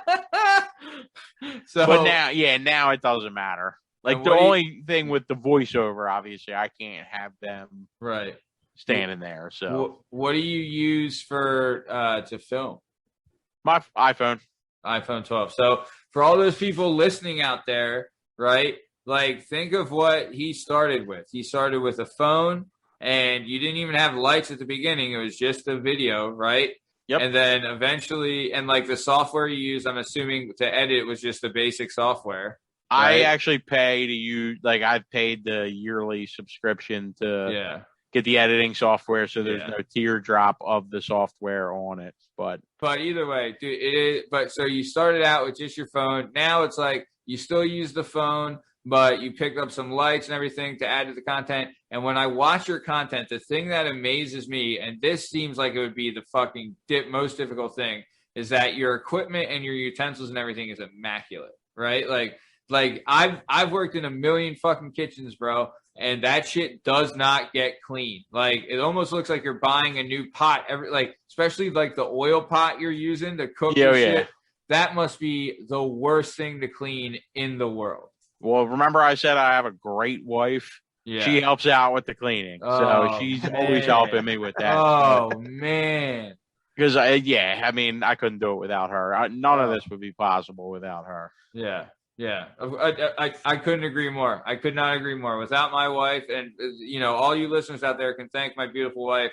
But, yeah, without her, I agree. None of this is possible at all, you know? Yep. Like the support you need to do stuff like this is unbelievable, man. You're right. It really is. And like, it's so thankful. Like even guys like Pete, you know, like Pete's taking time away from his beautiful wife and his family stuff to come on here and like he kills it, you know, and I know this is fun and great and everything, but it is a tough ask. So it is, you know, There's nights I spend an hour or two between the, you know, extra filming and editing. Yeah. But, you know, she knows that there's a long-term plan with it. And, you know, maybe it leads to who knows what. So. But I mean, that is, you know, that's the great thing about social media is, you know, back in the day, you know, people were doing some of this stuff and it was all for naught. You know, it's like you're going through creating content. Yeah. And then you're just shipping it off to content providers and you're just hoping somebody will bite, you know, a TV station or whatever. Yeah. And now, you know, with TikTok, with Instagram and everything, you can put it out there and, you know, you just keep chugging at it and you just wait for that one viral hit. And then once there, you get the audience and you go. So it does, you know, I don't know how you would say it. It's more democratic a little bit. Like it helps the little guy. Yeah. Yeah, for sure. Yeah, man. Kind of like you don't need there isn't so many gatekeepers anymore. You know, like you can kind of build your own speedboat and just hop around and see what you can do. And it really I like to point out, you know, is like Bo Burnham, right? You know, like Bo Burnham's one of the biggest stamps in the world, and he got there because he was just putting his videos on YouTube, you know, when he was a teenager, and eventually people he found his voice, and people, you know, and that's the same thing here. Is like, you know, people love the Food Network and all that, but now you have the whole TikTok scene and the Instagram, and you're getting, you know, it's more diversity, you know, because everyone's different. Everyone has a different taste or different style, different things they like, and now there's a channel for everybody.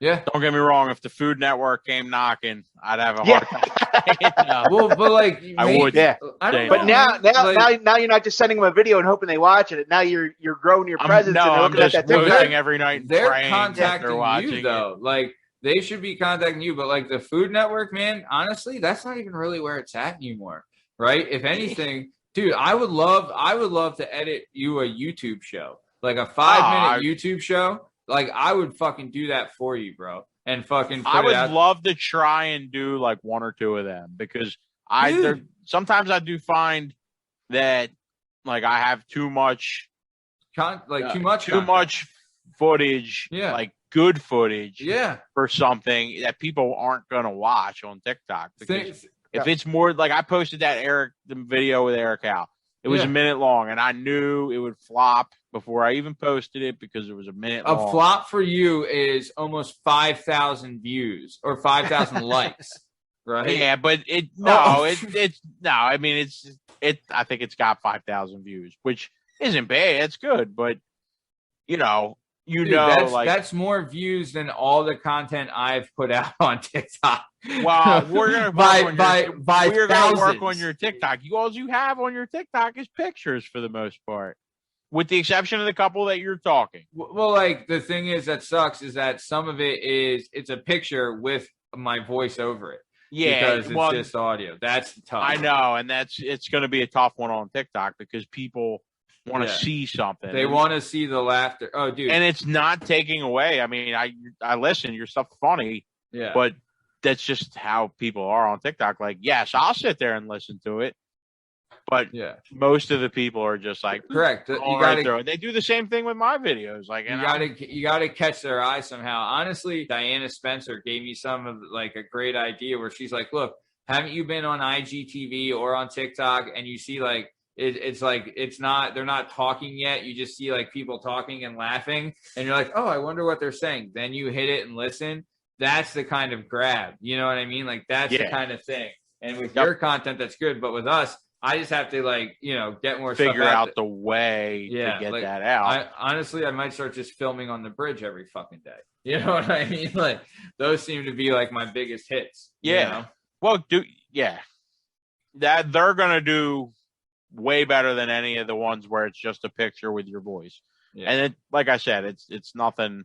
It's just how it is. It's unfortunate because TikTok, every medium is different. You know what I mean? Like YouTube is a long form kind of an interview. TikTok is, everything's kind of TikTok is starting different. To go with longer view. They're now have 3 minutes. Oh, are they going with longer view? Yeah, 3-minute videos. You have to earn it though. Like I don't get 3 minutes. Fanel does because of the number of followers he has.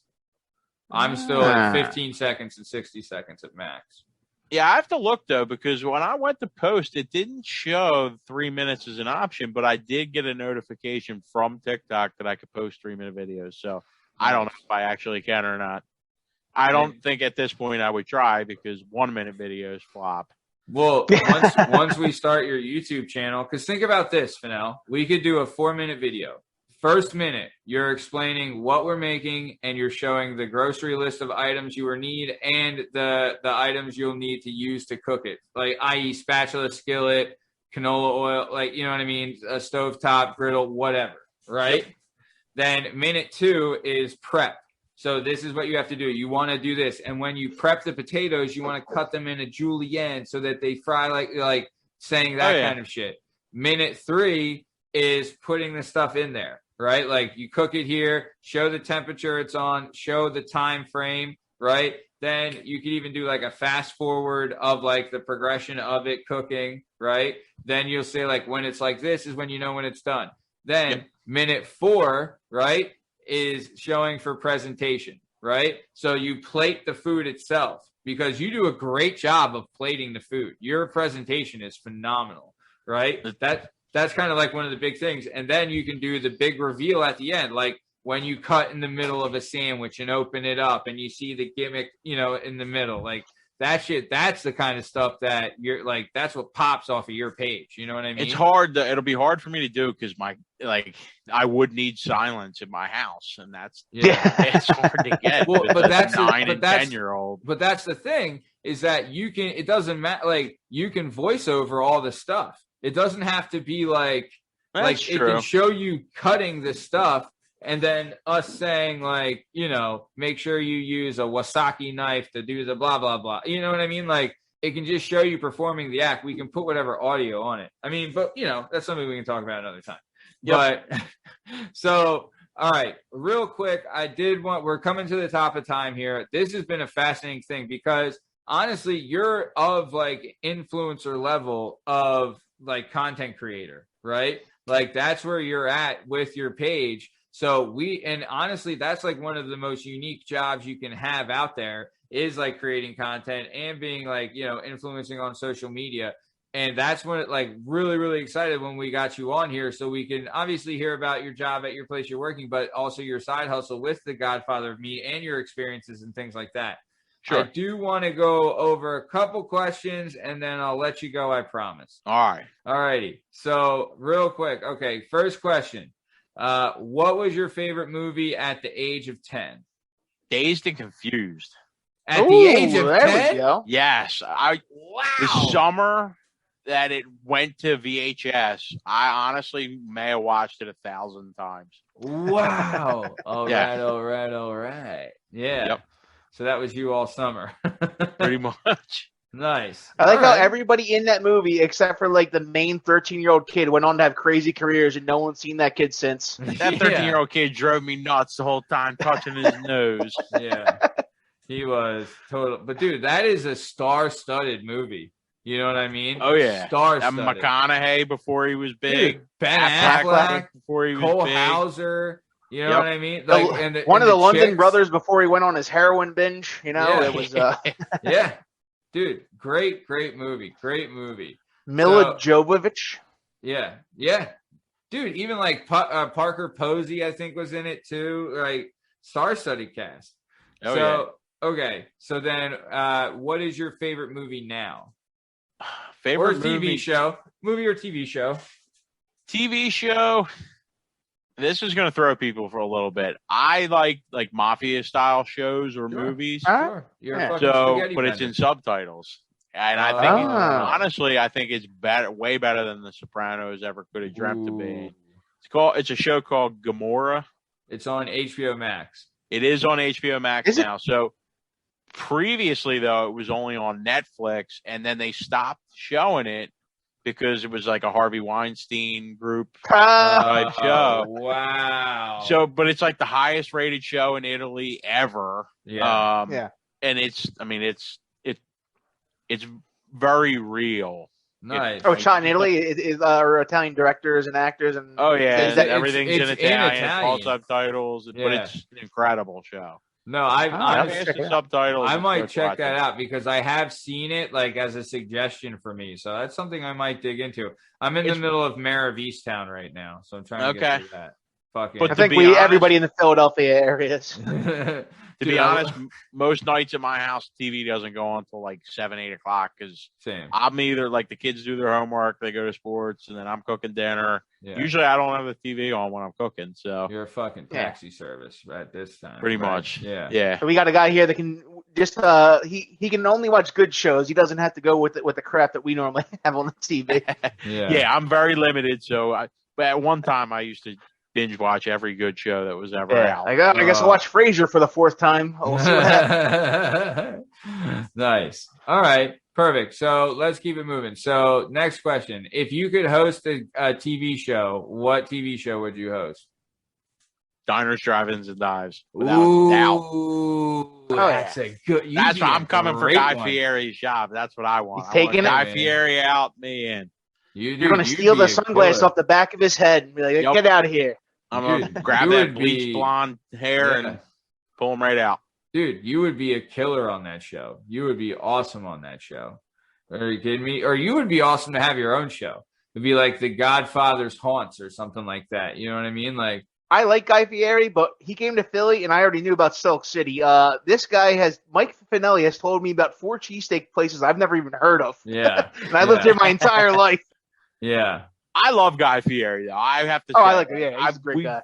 I've gone to probably 25 to 30 of those diners, drive-ins, and dives places. And to be honest with you, not all of them are even really that good. Shit. Most of them. Well, when you make that many episodes a year. Yeah. Well, it's tough when there's probably 500, in a given area that are actually good, but he has to, the show's in its 20th season. So he's like, all right, I guess we'll try this fucking place. So from my understanding, though, they won't air anything that he doesn't like. Like if he didn't think the food was good, they don't air it. Don't get me wrong, the food is good at all these places, but the expectation from me is very high. It's high. Yeah, I mean, I see it on TV. It better be good. Yeah. Nice. Okay. So next question. If you could be on any game show, what game show would you be on? Or, on any show. If you could be on any show. Doesn't have to be a game show. If you could be on any show, not host, but be on any show. Steve Harvey's Family Feud, right? Oh, yeah. Family Feud. Oh, big I love fan Steve of the Harvey. feud. Big fan of the feud in this house. Steve Harvey. He fucking steals the show on the feud. Did you ever see so good when they were doing different names for mom and the family was like mama, mommy? They just kept saying mommy the different way. That shows right. Dude, if you look at the top 10 kind of Steve Harvey moments on Family Feud, you'll piss yourself laughing. It is so funny. I'm sure everyone's seen it, but if you want a good parody of it, on Always Sunny in Philadelphia, they have Keegan-Michael Key. So good. He's the Steve Harvey, and he just is getting so frustrated with the gang. Yeah. He's just like, I can't do it anymore. Just get me off the show.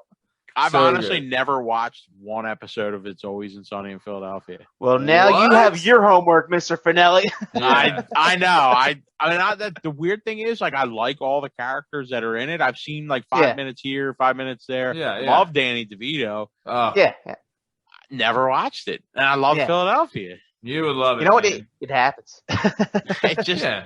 I've never watched the Goldbergs. You know what I mean? Like, I'm like, how's that? Oh, love the Goldbergs. Yeah. Goldbergs. Everyone is tells so me, I'm always good. like, yeah, I know, a big flick. Dude, You know what? I Big got on it Tasty? too late, and now it's I don't know if it's on who. I don't know what it's on, but It's whatever on it's on, Hulu. I don't have it. So I'm like, well, am I really going to get a service just to watch? I'll give you my Hulu password and you can watch it. So there's an episode of the Goldbergs where Barry says that the best cheesesteak comes from Donkeys in Camden. Just to let you know. really? Barry, Yes. aka Big Tasty. Yeah, see, he comes in and says that the best cheesesteak comes from New Jersey. He steals the show in that show. He is so funny. The dad's hilarious too. The Barry's the best. And the Barry's little the brother's funny. Yeah, they're good. It's a good show. Even like Brian Callen's pretty good on it too. So all right.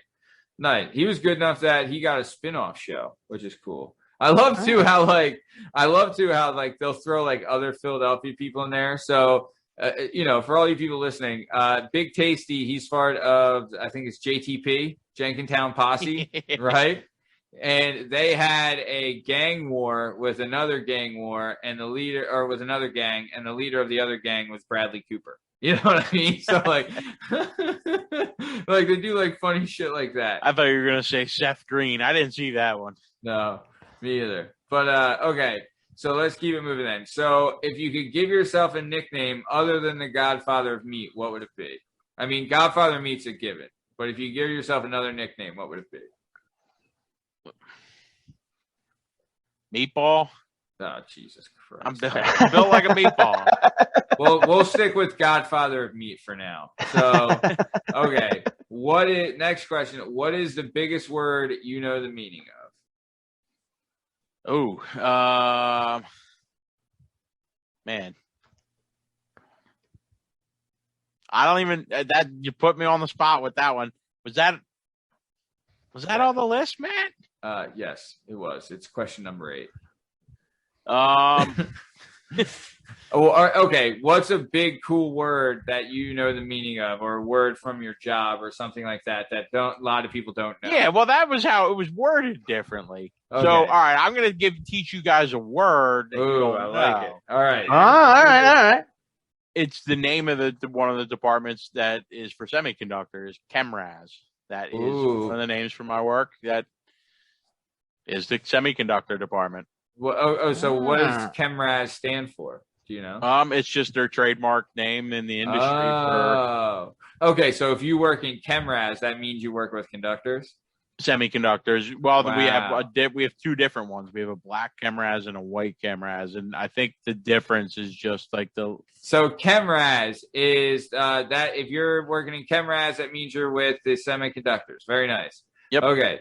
Nice. Okay. So we're getting down to the nitty gritty. Okay. So we got 3 questions left. So what was the worst day of work, or worst or weirdest day of work that you've ever had? Worst day of work I ever had, probably when I smashed my finger in between a eye bolt and a hoist. The hook from a hoist. Whoa. Okay, so is this at the current place you're at now?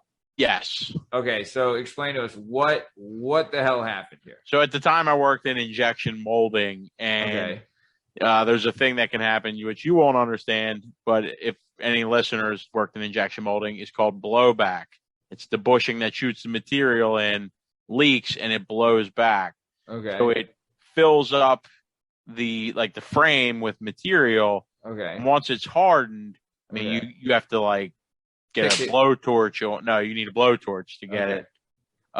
So while it's still hot, you can lift the frame with the hoist, and it'll break the plastic, or break it out of like the material. molding. Okay. Yes, which will save yourself a lot of time. While I was rushing and I had my hand in between the hook and the eye bolt, tighten the chain in between, and my fingers got caught in between. And I panicked, screamed for help, and then the guy that came over Were you a little help me Fanel action? A little help me Fanel. It comes full circle. Well, look at that. It did come full circle too, because at the time the hoist was not, the buttons were not labeled. So he panicked. Fuck. And he tightened it even more. Oh. And my pinky was flattened like a pancake. I had Is a it big still gash. messed up? Well, at the time they thought I might lose part of my pinky, but it didn't. That didn't happen. Yeah, it looks funny. I'll show you the next time I see you. Just put it on the camera. But I mean, you can't tell. Oh, all right. Yeah, like, we don't really know. You see how it's a little bit puffy? Yeah, yep. You'll see when. So for all you people listening, he's a giant pussy. There's really nothing wrong. But yeah, basically. I'm kidding. They wrote it down as a paper cut and gave me a Band-Aid, but shit. So how? Like you're I'm guessing you're a rubber wedding band guy then, or a silicone, something that's easy to cut off just in case. I should be. I tried that one time and I literally lost it within one day because I wear latex gloves at work every day. Yeah, and I pulled it off the first day and threw it right out. Yeah, never found it again. Can't talk enough about how much of a fucking racket the wedding game or the wedding ring industry is. Fucking, you got to buy 3 rings now, right? That I've spent thousands of dollars on, and my wife, it's worth every penny, my dear, but.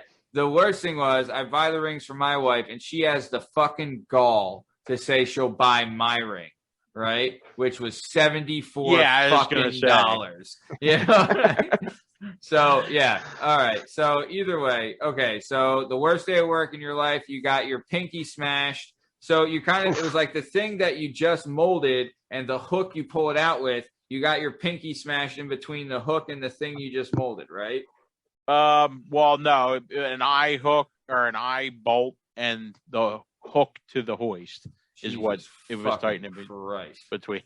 Yikes. All right. Well, your pinky looks like it's destroyed. So very good. And it was very hot. So at the time, like the next day, my pinky looked like a burnt grilled hot dog.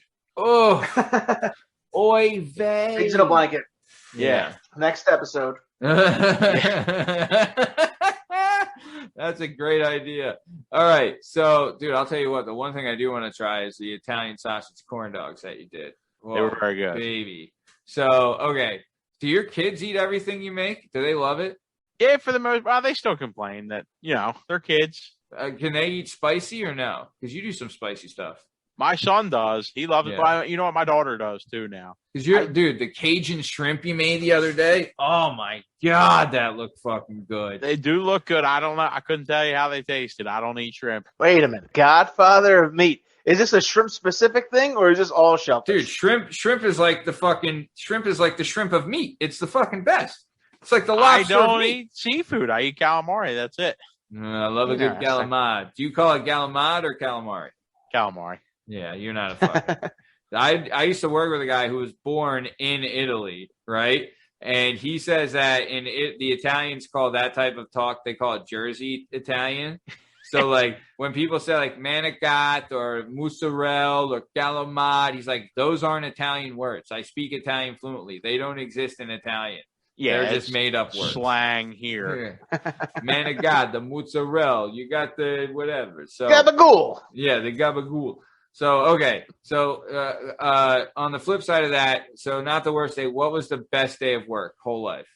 Well, I met my wife at work. So, you fucking every day. I knew you were going to fucking every day since the day I met her. It's been the best day, She smashed his finger. She let it out and he was in love right there, Yeah. We were married at that point. Yeah. So she was like the ones calling you the big fucking pussy. Like, hey, come on, you fucking bitch. Get out of here. Yeah. She is tough. Yeah. She's much tougher than me. Yeah. That seems to be a common thing. Pete, your wife, would she beat the shit out of you? She'd need a stool because I'm 6'3" and she's 4'2", but she can get me when she needs stuff. Yeah. Smart. Yeah, that is a funny picture. It's almost like the mountain and his wife. When you see you two together. So, okay.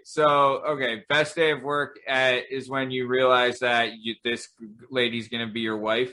Sure. Yep. Okay, we'll go with that, even though it's a fucking lie. But all right. Okay, sorry. All right, let's keep it going. Okay, so last question.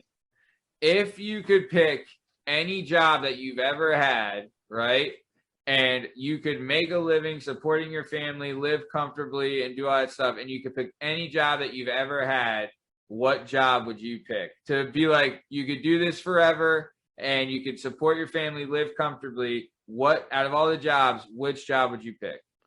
I mean, technically, I got paid to make the Italian corn dog. Does that count? No, dude. I was gonna say, if someone asked me that question, it would be this. It would be working perspectives. You know what I'm saying? So, sure. Yeah. I mean, maybe it's not a job that would support my family yet, but yes, dude, if creating content, because I think it will. It could eventually. I think it will too. I think yours will definitely do that. I 100% believe that your content is that good that you'll be able to support your family with it one day. I truly believe that, especially when we start the YouTube show. Let's do it. I'm not fucking around, Fanel. I'll fucking film and cut that shit tomorrow. And they can just say deep dives. You do the TikTok, and it's like, if you want the deep dive, here's the link. Yeah, dude, exactly. No, I mean, exactly. Dude, I agree with you, man. If I could, hopefully one day me and Pete can make enough money where we can support our families creating content and all that shit. But for now, we're just having a good time doing it. Knock on wood that we fucking keep having a good time. But I want to thank you so much, Mike, for coming on. This was great, dude. Really great to have you on. You're fucking nailed it tonight. And I think me and Pete are usually on board with this, but we would love it if you would come back on again. Sure. All right. Dude, I would love it. Thanks for having me. Appreciate it. I had a blast as well. I would love to come back on sometime. Is there anything you want to say to the listeners before we take off?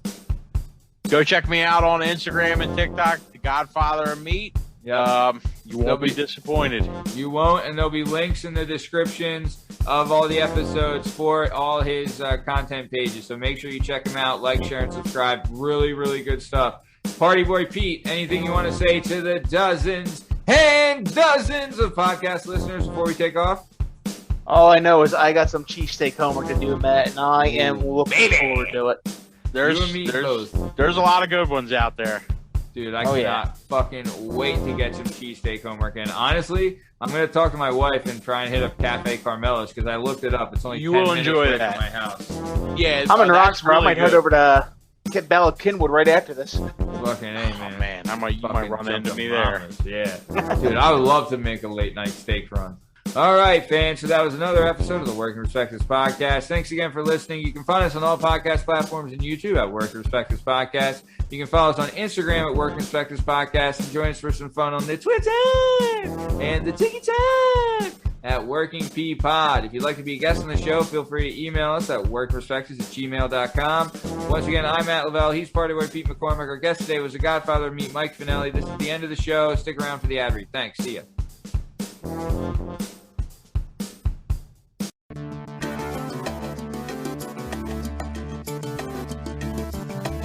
Do you have a message or a story inside of you that you've been waiting to tell? Have you always dreamed of writing a book, but are intimidated by the complexities of the book publishing world? Perhaps you want to use a book to launch your public speaking or consulting career.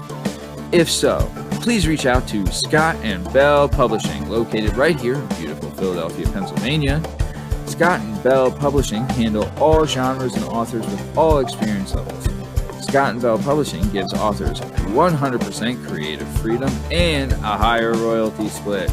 They can be found at www.skotbell.com. That's www.s as in Sam, K as in Kite, O as in October, E as in Tom, B as in Boy, E as in Edward, L as in Larry, L as in Larry.com. That's Scott and Bell Publishing, where the authors go.